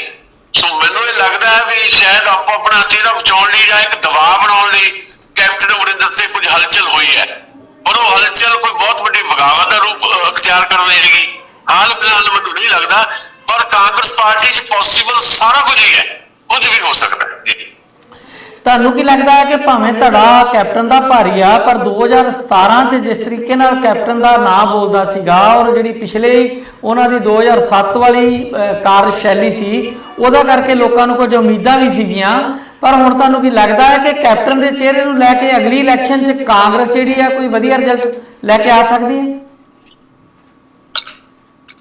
ਦੇਖੋ, ਮੈਂ ਸਮਝਦਾ ਕਿ ਪਹਿਲੀ ਗੱਲ ਤਾਂ ਕੈਪਟਨ ਅਮਰਿੰਦਰ ਨੇ ਜਿਹੜੀ ਸਭ ਤੋਂ ਵੱਡੀ ਗਲਤੀ ਕੀਤੀ ਹੈ ਉਹ ਇਹ ਕੀਤੀ ਹੈ ਵੀ ਜੇ ਤੁਸੀਂ ਪੋਲਿਟਿਕਸ ਦੇ ਵਿੱਚ ਰਹਿਣਾ ਹੀ ਸੀ ਤਾਂ ਫਿਰ ਤੁਹਾਨੂੰ ਇਹ ਐਲਾਨ ਕਰਨ ਦੀ ਕੀ ਜ਼ਰੂਰਤ ਸੀ ਵੀ ਇਹ ਮੇਰੀ ਆਖਰੀ ਇਲੈਕਸ਼ਨ ਹੈ, ਵੀ ਇਸ ਤੋਂ ਬਾਅਦ ਮੈਂ ਕੋਈ ਚੋਣ ਨਹੀਂ ਲੜਨੀ। ਪਰ ਜਿੱਦਾਂ ਹੀ ਸੱਤਾ ਹਾਸਲ ਹੋਈ ਤੇ ਸਾਲ ਬਾਅਦ ਹੀ ਕਹਿਣਾ ਸ਼ੁਰੂ ਕਰ ਦਿੱਤਾ ਵੀ ਜਦੋਂ ਤੱਕ ਪੰਜਾਬ ਜਿਹੜਾ ਆ ਉਹਨੂੰ ਮੈਂ ਦੁਬਾਰਾ ਪੈਰਾ ਸਿਰ ਨਹੀਂ ਕਰ ਦਿੰਦਾ, ਪੰਜਾਬ ਦੀ ਸ਼ਾਨ ਬਹਾਲ ਨਹੀਂ ਕਰ ਦਿੰਦਾ, ਮੈਂ ਸਿਆਸਤ ਨਹੀਂ ਛੱਡਣੀ। ਨਾਲ ਦੀ ਨਾਲੇ ਕਹਿ ਦਿੱਤਾ ਵੀ ਨਹੀਂ, ਮੈਂ ਅਗਲਾ ਕੈਂਡੀਡੇਟ ਵੀ ਮੈਂ ਹੀ ਹਾਂ। ਦੂਜੀਆਂ ਜਿਹੜੀਆਂ ਕੁਝ ਗਲਤੀਆਂ ਕੀਤੀਆਂ ਕੈਪਟਨ ਅਮਰਿੰਦਰ ਨੇ ਉਹ ਇਹ ਹੈ ਕਿ ਤੁਸੀਂ ਬੜੇ ਦਾਅਵੇ ਵਾਅਦੇ ਕੀਤੇ, ਚਾਹੇ ਉਹ ਡਰੱਗ ਨੂੰ ਲੈ ਕੇ, ਚਾਹੇ ਜਿਹੜਾ ਬੇਅਦਬੀ ਕਾਂਡ ਨਾਲ ਜੁੜੇ ਜਿਹੜੇ ਮਾਮਲੇ ਨੂੰ ਲੈ ਕੇ, ਸੌਹਾਂ ਵੀ ਖਾਧੀਆਂ ਧਾਰਮਿਕ ਗ੍ਰੰਥਾਂ ਨੂੰ ਹੱਥਾਂ 'ਚ ਫੜ ਕੇ, ਪਰ ਕੀਤਾ ਕੁਝ ਨਹੀਂ। ਲੋਕ ਇਹਦੇ ਲਈ ਪੁੱਛਦੇ ਆ, ਲੋਕ ਸਵਾਲ ਪੁੱਛਦੇ ਆ। ਸਭ ਤੋਂ ਵੱਡਾ ਸਵਾਲ ਲੋਕ ਇਹੀ ਪੁੱਛਦੇ ਆ ਵੀ ਤੁਸੀਂ ਜਿਸ ਤਰ੍ਹਾਂ ਦੀ ਕਾਰਜਸ਼ੈਲੀ ਦਾ ਤੁਸੀਂ ਜ਼ਿਕਰ ਕੀਤਾ ਬਈ ਤੁਸੀਂ ਡਾਂਗ ਚੱਕੀ ਹੋਈ ਸੀ ਬਾਦਲਾਂ ਦੇ ਖਿਲਾਫ ਤੇ ਖੂੰਡਾ ਖੜਕਾਉਂਦੇ ਫਿਰਦੇ ਸੀ, ਕਿਸੇ ਨੂੰ ਬਲੂੰਗੜਾ ਕਹਿੰਦੇ ਸੀ, ਕਿਸੇ ਨੂੰ ਕਹਿੰਦੇ ਸੀ ਕਿ ਮੈਂ ਆਜਮਾ ਇੱਕ ਵਾਰੀ ਹਕੂਮਤ ਆਉਣ ਦਿਓ, ਦੇਖੋ ਇਹਨਾਂ ਨੂੰ ਨਾਮ ਅੰਦਰ ਕਰਤਾ ਤਾਂ ਮੇਰਾ ਨਾਮ ਹਟਾ ਦਿਓ। ਅੰਦਰ ਤਾਂ ਕੀ ਕਰਨਾ ਸੀ, ਉਹਨਾਂ ਨੂੰ ਬਚਾਉਣ ਦੀ ਕੋਸ਼ਿਸ਼ ਕੀਤੀ ਗਈ ਤੇ ਇਹ ਕਾਂਗਰਸ ਪਾਰਟੀ ਦੇ ਅੰਦਰੋਂ ਵੀ ਸਵਾਲ ਉੱਠਣੇ ਸ਼ੁਰੂ ਹੋ ਗਏ। ਇਹ ਕਿਹਾ ਗਿਆ ਮਤਲਬ ਜਿਹੜਾ ਸਭ ਤੋਂ ਜ਼ਿਆਦਾ ਜਿਹੜੇ ਚੁੱਪ ਰਹਿਣ ਵਾਲੇ ਜਿਹੜੇ ਲੋਕ ਵੀ ਹੈ, ਜਿਹੜੇ ਜਨਤਕ ਤੌਰ ਦੇ ਉੱਤੇ ਬਹੁਤਾ ਨਹੀਂ ਬੋਲਦੇ, ਉਹਨਾਂ ਨੇ ਵੀ ਸਵਾਲ ਉਠਾਇਆ ਕਿ ਤੁਹਾਡੀ ਮਿਲੀ ਭੁਗਤ ਜਿਹੜੀ ਆ ਲੋਕਾਂ 'ਚ ਪ੍ਰਚਾਰੀ ਜਾ ਰਹੀ ਹੈ ਵੀ ਤੁਸੀਂ ਬਾਦਲਾਂ ਦੇ ਨਾਲ ਮਿਲੇ ਹੋਏ ਹੋ। ਬਹੁਤ ਸਾਰੀਆਂ ਹੋਰ ਚੀਜ਼ਾਂ ਵੀ ਨੇ, ਜਿਹੜੇ ਮੈਨੀਫੈਸਟੋ ਦੇ ਵਿੱਚ ਵਾਅਦੇ ਕੀਤੇ ਸੀ ਉਹਦੇ ਵਿੱਚੋਂ ਵੀ ਸਮਾਰਟਫੋਨ ਤੋਂ ਬਿਨਾਂ ਕੋਈ ਏਦਾਂ ਦਾ ਵਾਅਦਾ ਨਹੀਂ ਹੈ ਜਿਹੜਾ ਯਾਨੀ ਲੋਕਾਂ ਨੂੰ ਬਹੁਤ ਜ਼ਿਆਦਾ ਲਾਭ ਦਿੰਦਾ ਹੋਵੇ, ਜਿਹੜਾ ਪੂਰਾ ਕੀਤਾ ਹੋਵੇ। ਸੋ ਇਸ ਕਰਕੇ ਇੱਕ ਜਿਹੜੀ ਐਂਟੀ ਇਨਕੰਬੈਂਸੀ ਤਾਂ ਉਹਨਾਂ ਦੇ ਖਿਲਾਫ ਬਣਦੀ ਹੈ। ਪਰ ਮਸਲਾ ਇਹ ਹੈ ਕਿ ਇਸ ਸਮੇਂ ਦੇ ਦੌਰਾਨ ਕੋਈ ਬਹੁਤ ਵੱਡਾ ਇੱਕ ਪੈਰਲਲ ਧੜਾ ਜਿਹੜਾ ਆ ਉਹ ਦਿਖਾਈ ਨਹੀਂ ਦਿੱਤਾ, ਸਿਰਫ ਲੋਕ ਦਿਖਾਈ ਦਿੱਤੇ ਨੇ, ਚਿਹਰੇ ਦਿਖਾਈ ਦਿੱਤੇ ਨੇ। ਨਵਜੋਤ ਸਿੰਘ ਸਿੱਧੂ ਬੋਲ ਪਏ, ਉਹਨਾਂ ਨੇ ਖੁੱਲੀ ਇੱਕ ਕਿਸਮ ਦੀ ਬਗਾਵਤ ਕੀਤੀ ਹੈ ਤੇ ਸ਼ਮਸ਼ੇਰ ਸਿੰਘ ਦੂਨੋਂ ਦਾ ਜ਼ਿਕਰ ਕੀਤਾ ਜਾਂ ਪ੍ਰਤਾਪ ਸਿੰਘ ਬਾਜਵਾ ਜਾਂ ਪ੍ਰਗਟ ਸਿੰਘ ਨੇ ਹੁਣ ਗੱਲ ਕੀਤੀ ਆ। ਜਦੋਂ ਨਵਜੋਤ ਸਿੰਘ ਸਿੱਧੂ ਵਾਲਾ ਮਾਮਲਾ ਆਇਆ, 2 ਵਾਰ ਉਹਨਾਂ ਨੇ ਜਿਹੜੀ ਮੀਟਿੰਗ ਹੋਈ ਹੈ MLAs ਦੀ ਉਹਦੇ 'ਚ ਵੀ ਕਹੀ ਤੇ ਜਨਤਕ ਤੌਰ ਤੇ ਪ੍ਰੈਸ ਕਾਨਫਰੰਸ ਕਰਕੇ ਵੀ ਕਹੀ ਵੀ ਜੇ ਨਵਜੋਤ ਸਿੰਘ ਸਿੱਧੂ ਦੇ ਪਟਿਆਲੇ ਤੋਂ ਚੋਣ ਲੜਨ ਦੇ ਨਾਲ ਮਸਲਾ ਹੱਲ ਹੁੰਦਾ ਹੈ ਤਾਂ ਇਹਦਾ ਮਤਲਬ ਹੈ ਕਿ ਮਸਲਾ ਤਾਂ ਕੁਛ ਹੈ ਹੀ ਨਹੀਂ, ਮਸਲਾ ਹੱਲ ਹੋ ਜਾਏਗਾ। ਉਹਨਾਂ ਨੇ ਕੁਝ ਏਦਾਂ ਦੇ ਸਵਾਲ ਰੇਜ਼ ਕੀਤੇ ਸੀ। ਸੋ ਮੈਨੂੰ ਇਹ ਲੱਗ ਰਿਹਾ ਹੈ ਕਿ ਕੈਪਟਨ ਅਮਰਿੰਦਰ ਦੇ ਖਿਲਾਫ ਇੱਕ ਐਂਟੀ ਇਨਕੰਬੈਂਸੀ ਤਾਂ ਹੈ। ਉਹ ਜਿਹੜਾ ਇੱਕ ਹਵਾ ਦਾ ਰੁੱਖ ਏਦਾਂ ਦਾ ਦਿਖਾਈ ਦੇ ਰਿਹਾ ਹੈ, ਉਸ ਐਂਟੀ ਇਨਕੰਬੈਂਸੀ ਨੂੰ ਜਿਹੜਾ ਕੈਸ਼ ਕਰਨ ਵਾਸਤੇ ਵਿਰੋਧੀ ਧਿਰ ਜਿਹੜੀ ਆ ਉਹ ਕੋਈ ਬਹੁਤੀ ਨਹੀਂ ਦਿਖਾਈ ਦੇ ਰਹੀ, ਨਾ ਅਕਾਲੀ ਦਲ ਨਾ ਆਮ ਆਦਮੀ ਪਾਰਟੀ। ਨਵਾਂ ਕੋਈ ਜਿਹੜਾ ਕੋਈ ਪੋਲ ਜਿਹੜਾ ਰਾਜਨੀਤੀ ਦੇ ਵਿੱਚ ਪੰਜਾਬ ਦੇ ਵਿੱਚ ਹਾਲੇ ਉਹ ਬਣਦਾ ਨਹੀਂ ਦਿਖਾਈ ਦੇ ਰਿਹਾ। ਸੋ ਫਿਰ ਕਾਂਗਰਸ ਦੇ ਅੰਦਰ ਜੋ ਕੁਝ ਹੈ ਉਹ ਵੀ ਹਾਲੇ ਮੈਨੂੰ ਪੇਚਲਾ ਦਿਖਾਈ ਦੇ ਰਿਹਾ, ਉਹ ਕੋਈ ਆਰਗੇਨਾਈਜ਼ਡ ਨਹੀਂ ਦਿਖਾਈ ਦੇ ਰਿਹਾ। ਜੇ ਆਉਣ ਵਾਲੇ ਦਿਨਾਂ ਦੇ ਵਿੱਚ ਕੁਝ ਆਰਗੇਨਾਈਜ਼ਡ ਹੋਏਗਾ ਕਾਂਗਰਸ ਪਾਰਟੀ ਦੇ ਅੰਦਰ ਹੀ ਬਰਾਬਰ ਦੀ ਟੱਕਰ ਕੋਈ ਹੁੰਦੀ ਦਿਖਾਈ ਦੇਗੀ, ਫਿਰ ਸ਼ਾਇਦ ਸਮੀਕਰਨ ਜਿਹੜੇ ਆ ਕਾਂਗਰਸ ਪਾਰਟੀ ਦੇ ਵੀ ਬਦਲ ਜਾਣ ਤੇ ਪੰਜਾਬ ਦੀ ਸਿਆਸਤ ਵੀ ਬਦਲ ਜਾਣ। ਹਾਲ ਫਿਲਹਾਲ ਕੋਈ ਬਹੁਤ ਮਤਲਬ ਇਹਨਾਂ ਵਿਰੋਧ ਹੋਣ ਦੇ ਬਾਵਜੂਦ ਵੀ ਕੈਪਟਨ ਦੇ ਖਿਲਾਫ ਕੋਈ ਬਹੁਤ ਚੈਲੰਜਿੰਗ ਜਿਹੜਾ ਮਾਹੌਲ ਬਣਦਾ ਨਹੀਂ ਦਿਖਾਈ ਦੇ ਰਿਹਾ। ਬਾਕੀ ਹਾਈਕਮਾਂਡ ਵੀ ਸਾਰੀ ਚੀਜ਼ ਨੂੰ ਦੇਖ ਰਹੀ ਹੋਏਗੀ ਜੀ। ਦਸਾਂਝ ਸਾਹਿਬ ਸਮਾਂ ਆਪਣਾ ਹੋ ਗਿਆ, ਪਰ ਇੱਕ ਖਬਰ ਜਾਂਦੇ ਜਾਂਦੇ ਮੈਂ ਤੁਹਾਡੇ ਨਾਲ ਕਰਨੀ ਬਰੀਫ 'ਚ ਰੱਖਿਓ। ਉਹ ਇਹ ਹੈ ਕਿ ਜਿਹੜੇ ਪੰਜਾਬੀ ਆ ਜਦੋਂ ਅਸੀਂ ਵਿਦੇਸ਼ਾਂ 'ਚ ਗਏ ਆ ਤੇ ਸਾਡੇ ਉੱਤੇ ਇੱਕ ਧੱਬਾ ਹੈਗਾ ਸੀਗਾ ਡਰੱਗ ਨੂੰ ਲੈ ਕੇ, ਡਰੱਗ ਨੂੰ ਵੇਚਣ ਦਾ ਵੀ, ਉਹਦੇ ਕਾਰੋਬਾਰ 'ਚ ਸ਼ਾਮਲ ਹੋਣ ਦਾ ਵੀ, ਖਾਸ ਕਰਕੇ ਕੈਨੇਡਾ ਅਮਰੀਕਾ 'ਚ ਦੋਸ਼ ਕਾਫੀ ਸਮੇਂ ਤੋਂ ਲੱਗਦੇ ਰਹੇ ਨੇ। ਔਰ ਇੱਕ ਹੋਰ ਚੀਜ਼ ਸੀਗੀ ਗੈਂਗਵਾਰ, ਜਿਹੜੀ ਉਹ ਵੀ ਡਰੱਗ ਨਾਲ ਰਿਲੇਟਡ ਹੀ ਸੀਗੀ। ਉਹ ਖਾਸ ਕਰਕੇ ਵੈਨਕੂਵਰ ਸਰੀ ਏਰੀਆ ਸੀਗੀ, ਸਾਡੇ ਇਸ ਪਾਸੇ ਟੋਰਾਂਟੋ ਵਾਲੇ ਪਾਸੇ ਇਹਦਾ ਕੋਈ ਨਹੀਂ ਸੀਗਾ। ਪਰ ਹੁਣ ਜਿਹੜਾ ਨਵਾਂ ਵਰਤਾਰਾ ਸ਼ੁਰੂ ਹੋਇਆ ਆ ਠੱਗੀਆਂ ਮਾਰਨ ਦਾ ਤੇ ਫਰੌਤੀ ਲੈਣ ਦਾ, ਇਸ ਤਰ੍ਹਾਂ ਦੀ ਗੱਲਬਾਤ ਪਹਿਲਾਂ ਇਲਜ਼ਾਮ ਲੱਗਦੇ ਹੁੰਦੇ ਸੀ ਕਿ ਇਹਦੇ ਪਿੱਛੇ ਪਾਕਿਸਤਾਨੀ ਮੂਲ ਦੇ ਕੁਝ ਲੋਕ ਨੇ ਜਿਹੜੇ CRA ਦਾ ਨਾਂ ਲੈ ਕੇ ਲੋਕਾਂ ਨੂੰ ਧਮਕਾ ਕੇ ਡਰਾ ਕੇ ਫਰੌਤੀ ਲੈਂਦੇ ਨੇ। ਪਰ ਹੁਣ ਤਾਂ ਸਾਡੇ ਸਟੂਡੈਂਟ ਵੀ ਇਹਦੇ ਵਿੱਚ ਫੜੇ ਗਏ ਔਰ ਸਿੱਧੇ ਤੌਰ ਤੇ ਨਾਂ ਪੰਜਾਬੀਆਂ ਦਾ ਇਹਦੇ ਵਿੱਚ ਵੀ ਆ ਗਿਆ। ਤੇ ਇਹਦਾ ਤੁਸੀਂ ਕਿਸ ਤਰ੍ਹਾਂ ਨੂੰ ਦੇਖਦੇ ਹੋ? ਇਹਦੇ ਬੜੇ ਗੰਭੀਰ ਸਿੱਟੇ ਨਿਕਲਣੇ ਨੇ। ਉਹ ਸਟੂਡੈਂਟ ਜਿਹੜੇ ਅਰੈਸਟ ਹੋਏ ਨੇ ਉਹ ਤੇ ਡਿਪੋਰਟ ਹੋਣੇ ਹੀ ਹੋਣੇ ਨੇ, ਪਰ ਪੂਰੀ ਕਮਿਊਨਿਟੀ ਕਿਤੇ ਨਾ ਕਿਤੇ ਜਿਹੜੀ ਆ ਉਹ ਬਦਨਾਮੀ ਜਿਹੜੀ ਆ ਉਹਦੀ ਇਸ ਮਾਮਲੇ 'ਚ ਹੋਏਗੀ। ਸੋ ਇਹ ਜਿਹੜੀ ਖਬਰ ਹੈ ਕਿ ਵਿਦੇਸ਼ਾਂ 'ਚ ਜਾ ਕੇ ਵੀ ਅਸੀਂ ਆਪਣਾ ਚਾਲ ਚੱਲਣ ਜਿਹੜਾ ਉਹ ਨਹੀਂ ਬਦਲਦੇ। ਨਿੱਕੀ ਨਿੱਕੀ ਉਮਰ ਦੇ ਸਟੂਡੈਂਟ ਇਹੋ ਜਿਹੇ ਜਿਹੜੇ ਆ ਉਹ ਕੰਮ ਕਰ ਰਹੇ ਨੇ। ਅੱਗੇ ਹੀ ਡਰੱਗ ਮਾਫੀਆ ਨੂੰ ਕਹਿੰਦੇ ਸੀ, ਪਰ 19, 20 ਤੇ 21 ਸਾਲਾਂ ਦੇ ਬੱਚੇ ਵੀ ਅਗਰ ਇਦਾਂ ਦੀਆਂ ਹਰਕਤਾਂ ਕਰਦੇ ਨੇ ਤਾਂ ਫਿਰ ਇਹਨੂੰ ਤੁਸੀਂ ਕੀ ਕਹੋਗੇ? ਸਾਡੇ ਮਤਲਬ ਜਿਹੜਾ ਕਲਚਰ ਹੈ, ਸੱਭਿਆਚਾਰ, ਉਹਨੂੰ ਬੜਾ ਵੱਡਾ ਸੁੱਚਾ ਸੱਚਾ ਪੰਜਾਬੀ ਕਲਚਰ ਕਹਿੰਦੇ ਆ, ਤੇ ਅਸੀਂ ਕਿਹੋ ਜਿਹਾ ਕਲਚਰ ਇੱਥੇ ਲੈ ਕੇ ਆ ਰਹੇ ਹਾਂ ਜੀ? ਬੜੀ ਚਿੰਤਾ ਤੇ ਦੁਖਦਾਇਕ ਖਬਰ ਦੇ ਹਵਾਲੇ ਨਾਲ ਆਪਾਂ ਇਹ ਗੱਲ ਕਰ ਰਹੇ ਹਾਂ। ਜਿਹੜੇ 3 ਨੌਜਵਾਨ ਜਿਹੜੇ ਆ ਉਹ ਗ੍ਰਿਫਤਾਰ ਕੀਤੇ ਗਏ ਨੇ, 2 ਦੀ ਉਮਰ 19 ਸਾਲ ਹੈ, 1 ਦੀ 21 ਸਾਲ ਹੈ। ਤੇ ਇਸ ਤੋਂ ਪਹਿਲਾਂ ਵੀ ਬਹੁਤ ਸਾਰੀਆਂ ਖਬਰਾਂ ਇਦਾਂ ਦੀਆਂ ਆਉਂਦੀਆਂ ਨੇ, ਖਾਸ ਡਰੱਗ ਨੂੰ ਲੈ ਕੇ ਆਉਂਦੀਆਂ ਰਹੀਆਂ। ਡਰੱਗ ਮਾਫੀਆ ਇਸ ਲੈਵਲ ਦੇ ਉੱਤੇ ਕੈਨੇਡਾ ਦੇ ਵਿੱਚ ਵਿਕਸਿਤ ਹੋਇਆ। ਉਹਦੇ 'ਚ ਚਾਈਨੀਜ਼ ਮੂਲ ਦੇ ਬਹੁਤ ਸਾਰੇ ਲੋਕ ਤੇ ਪੰਜਾਬੀ ਮੂਲ ਦੇ ਲੋਕਾਂ ਦੀ ਵੱਡੀ ਸ਼ਮੂਲੀਅਤ ਦੇਖੀ ਗਈ ਹੈ। ਮੈਂ ਇਹ ਸਮਝਦਾ ਹੁੰਦਾ ਜਾਂ ਕਹਿੰਦਾ ਵੀ ਰਿਹਾ ਵੀ ਪੰਜਾਬੀਆਂ ਨੇ ਬਹੁਤ ਹਰ ਖੇਤਰ ਦੇ ਵਿੱਚ ਪਰਚਮ ਜਿਹੜੇ ਆ ਚਲਾਏ ਆ, ਜਿਹੜੇ ਬੜੇ ਮਾਣ ਕਰਨਯੋਗ ਹੈ। ਉਹ ਚਾਹੇ ਰਾਜਨੀਤੀ ਹੋਵੇ, ਚਾਹੇ ਉਹ ਬਿਜ਼ਨਸ ਹੋਵੇ, ਚਾਹੇ ਐਗਰੀਕਲਚਰ ਹੋਵੇ। ਅਮਰੀਕਾ 'ਚ ਬਹੁਤ ਵੱਡੇ ਪੱਧਰ ਤੇ ਐਗਰੀਕਲਚਰ ਦੇ ਖਿੱਤੇ ਦੇ ਵਿੱਚ ਪੰਜਾਬੀਆਂ ਦੇ ਝੰਡੇ ਝੁਲਦੇ ਆ। ਤੇ ਟਰਾਂਸਪੋਰਟ ਹੋਵੇ, ਚਾਹੇ ਰਾਜਨੀਤੀ 'ਚ ਵੀ ਕਿੰਨੇ ਚਿਹਰੇ ਤੁਸੀਂ ਦੇਖਦੇ ਹੋ, ਤੇ ਮੀਡੀਆ 'ਚ ਵੀ ਪੰਜਾਬੀਆਂ ਨੇ ਬਹੁਤ ਵਧੀਆ ਕੰਮ ਕੀਤਾ। ਸ਼ਾਇਦ ਉਹ ਗੱਲਾਂ ਜਿਹੜੀਆਂ ਅਸੀਂ ਭਾਰਤ ਵਿੱਚ ਬੈਠ ਕੇ ਜਾਂ ਪੰਜਾਬੀ ਮੀਡੀਆ 'ਚ ਬੈਠ ਕੇ ਤੇ ਪੰਜਾਬ 'ਚ ਨਹੀਂ ਕਰ ਪਾਉਂਦੇ, ਉਹ ਬਹੁਤ ਬਿਹਤਰ ਤਰੀਕੇ ਦੇ ਨਾਲ ਤੁਹਾਡੇ ਮੀਡੀਆ 'ਚ ਹੁੰਦੀ ਹੈ ਉਹਦੀ ਚਰਚਾ। ਤੇ ਸਾਰਾ ਕੁਝ ਠੀਕ ਹੈ, ਪਰ ਜਦੋਂ ਇਸ ਤਰ੍ਹਾਂ ਦੀਆਂ ਘਟਨਾਵਾਂ ਵਾਪਰਦੀਆਂ ਤਾਂ ਫਿਰ ਮਨ ਖਰਾਬ ਵੀ ਹੁੰਦਾ, ਚਿੰਤਾ ਵੀ ਪੈਦਾ ਹੁੰਦੀ ਹੈ। ਪਰ ਇਹ ਲੋਕਾਂ ਦੀ ਤਾਦਾਦ ਜਿਹੜੀ ਬਹੁਤੀ ਨਹੀਂ ਹੈ। ਹਰ ਸੁਸਾਇਟੀ ਦੇ ਵਿੱਚ ਏਦਾਂ ਹੁੰਦਾ ਵੀ ਚੰਗੇ ਕੰਮ ਕਰਨ ਵਾਲੇ ਵੀ ਹੁੰਦੇ ਆ ਤੇ ਕੁਝ ਏਦਾਂ ਦੇ ਕੰਮ ਕਰਨ ਵਾਲੇ ਵੀ ਹੁੰਦੇ ਆ। ਪਰ ਜਿਹੜਾ ਨਵਾਂ ਤੁਸੀਂ ਖਬਰ ਦੇ ਹਵਾਲੇ ਨਾਲ ਆਪਾਂ ਗੱਲ ਕਰ ਰਹੇ ਕਿ ਨਵਾਂ ਟ੍ਰੈਂਡ ਜਿਹੜਾ ਬਣ ਰਿਹਾ, ਉਹਦੇ ਪਿੱਛੇ ਕਾਰਨ ਤਾਂ ਲਾਜ਼ਮੀ ਤੌਰ ਤੇ ਹੋਣਗੇ। ਪਰ ਮੈਨੂੰ ਇੱਕ ਨਵਾਂ ਕਾਰਨ ਜਿਹੜਾ ਲੱਭਦਾ ਉਹ ਇਹ ਹੈ ਕਿ ਸਾਡੀ ਵੱਡੀ ਤਾਦਾਦ ਦੇ ਵਿੱਚ ਸਾਡੇ ਬੱਚੇ ਜਿਹੜੇ ਆ ਖਾਸ ਤੌਰ ਤੇ ਕੈਨੇਡਾ 'ਚ ਗਏ ਤੇ ਉਹਨਾਂ ਏਰੀਏ 'ਚ ਗਏ ਜਿੱਥੇ ਬਹੁਤ ਜ਼ਿਆਦਾ ਤਾਦਾਦ ਜਿਹੜੀ ਹੈ ਪੰਜਾਬੀਆਂ ਦੀ ਹੈ, ਭਾਰਤੀਆਂ ਦੀ ਹੈ, ਚਾਹੇ ਉਹ ਅੰਟਾਰੀਓ ਦਾ ਏਰੀਆ ਹੋਵੇ ਜਾਂ ਬ੍ਰਿਟਿਸ਼ ਕੋਲੰਬੀਆ ਦਾ ਹੋਵੇ, ਵੈਨਕੂਵਰ ਸਰੀ ਵਗੈਰਾ। ਤੇ ਉੱਥੇ ਜਿਹੜੇ ਨਵੇਂ ਬੱਚੇ ਗਏ ਆ ਤੇ ਇਹਨਾਂ 'ਚੋਂ ਬਹੁਤੇ ਬੱਚੇ ਜਿਹੜੇ ਆ, ਮੈਂ ਸਾਰਿਆਂ ਨੂੰ ਤਾਂ ਨਹੀਂ ਕਹਿੰਦਾ, ਬਹੁਤੇ ਬੱਚੇ ਇਸੇ ਚੱਕਰ 'ਚ ਗਏ ਆ। ਉਹ ਪੜ੍ਹਨ ਨਹੀਂ ਗਏ ਸਟੱਡੀ ਦੇ ਲਿਹਾਜ਼ ਦੇ ਨਾਲ ਜਾਂ ਸਟੱਡੀ ਦਾ ਬਹਾਨਾ ਬਣਾ ਕੇ ਗਏ ਆ, ਪਰ ਉਹਨਾਂ ਦਾ ਮਕਸਦ ਸਿਰਫ ਤੇ ਸਿਰਫ ਪਹਿਲਾਂ PR ਹਾਸਲ ਕਰਨਾ ਹੈ। ਤੇ ਉੱਥੇ ਜਾ ਕੇ ਜਦੋਂ ਕੰਮਾਂ ਦੀ ਪ੍ਰੋਬਲਮ ਆ ਰਹੀ ਹੈ, ਮੈਨੂੰ ਵੀ ਕਹਿਣ ਦਾ ਦੁੱਖ ਵੀ ਹੁੰਦਾ ਹੈ ਵੀ ਜਿੱਦਾਂ ਦੀਆਂ ਖਬਰਾਂ ਆਉਂਦੀਆਂ ਕਿ ਸਾਡੇ ਜਿਹੜੇ ਬੱਚੇ ਆ, ਇਹਨਾਂ ਬੱਚਿਆਂ ਨੂੰ ਐਕਸਪਲਾਇਟ ਕਰਨ ਵਾਲੇ ਜਿਹੜੇ ਬਹੁਤੇ ਲੋਕ ਵੀ ਪੰਜਾਬੀ ਹੈ। ਮਤਲਬ ਜਿਹੜਾ ਰੂਟੀਨ ਦੇ ਵਿੱਚ ਕੰਮ ਧੰਦੇ ਆ, ਉੱਥੇ ਜਿਸ ਤਰੀਕੇ ਨਾਲ ਐਕਸਪਲਾਇਟੇਸ਼ਨ ਇਹਨਾਂ ਬੱਚਿਆਂ ਦੀ ਹੈਗੀ ਹੈ ਤੇ ਉਹਨਾਂ ਨੂੰ ਰੁਜ਼ਗਾਰ ਵੀ ਪਹਿਲਾਂ ਤਾਂ ਮਿਲਦਾ ਨਹੀਂ ਹੈਗਾ ਸਹੀ ਤਰੀਕੇ ਨਾਲ। ਜਿਹੜਾ ਮਿਲਦਾ ਜੀ ਉੱਥੇ ਤੁਹਾਡੇ ਮੈਨੂੰ ਨਹੀਂ ਪਤਾ ਤੁਹਾਡੇ ਟੋਰਾਂਟੋ ਏਰੀਆ 'ਚ ਕਿੰਨਾ ਹੈਗਾ, ਪਰ ਆਵਰ ਸ਼ਾਇਦ $12 ਹੋਵੇ।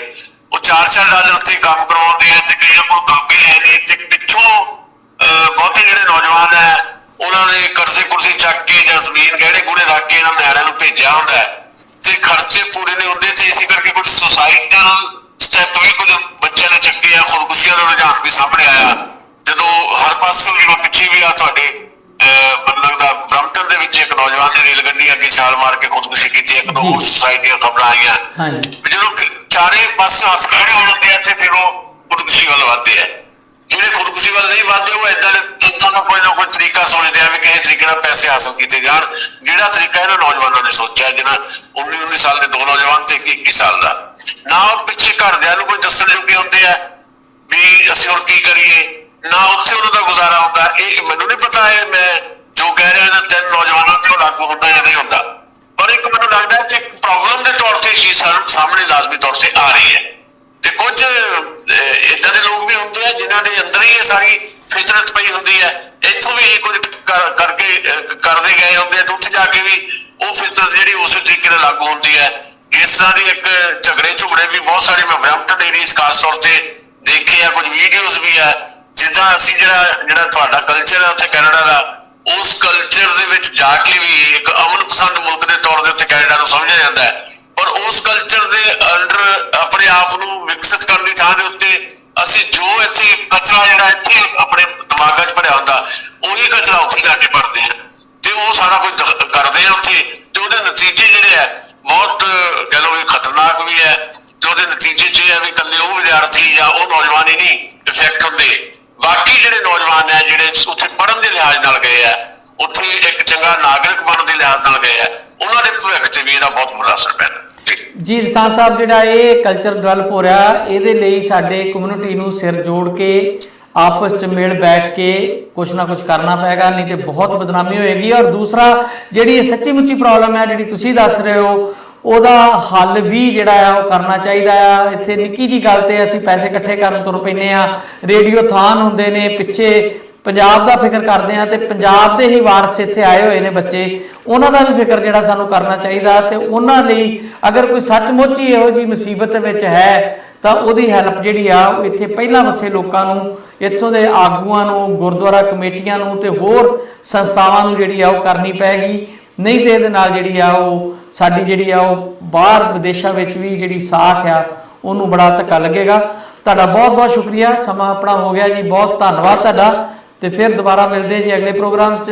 ਤੇ ਆਪਣੇ ਦਰਸ਼ਕਾਂ ਦਾ ਵੀ ਇੱਥੇ ਅਸੀਂ ਧੰਨਵਾਦ ਕਰਦੇ ਹਾਂ ਕਿ ਉਹਨਾਂ ਨੇ ਪ੍ਰੋਗਰਾਮ ਨਾਲ ਜੁੜ ਕੇ ਸਾਡੇ ਨਾਲ ਇਹ ਸਮਾਂ ਬਿਤਾਇਆ। ਔਰ ਜ਼ਰੂਰ ਤੁਹਾਡੇ ਤੱਕ ਕੋਈ ਕੰਮ ਦੀਆਂ ਗੱਲਾਂ, ਕੁਝ ਹਟ ਕੇ ਗੱਲਾਂ, ਖਬਰਾਂ ਦੇ ਪਿੱਛੇ ਦੀ ਜਿਹੜੀ ਕੋਈ ਸਟੋਰੀ ਹੁੰਦੀ ਆ, ਸੁਸ਼ੀਲਰੀ ਲੈ ਕੇ ਆਉਂਦੇ ਨੇ, ਉਹ ਤੁਹਾਡੇ ਤੱਕ ਪਹੁੰਚੀਆਂ ਹੋਣਗੀਆਂ। ਤੁਹਾਡਾ ਵੀ ਸਭ ਦਾ ਬਹੁਤ ਬਹੁਤ ਧੰਨਵਾਦ। ਦਸਾਂਝ ਸਾਹਿਬ, ਤੁਹਾਡਾ ਵੀ ਇੱਕ ਵਾਰੀ ਬਹੁਤ ਧੰਨਵਾਦ ਜੀ, ਸ਼ੁਕਰੀਆ। ਮਿਹਰਬਾਨੀ ਜੀ, ਬਹੁਤ ਬਹੁਤ ਸ਼ੁਕਰੀਆ ਜੀ।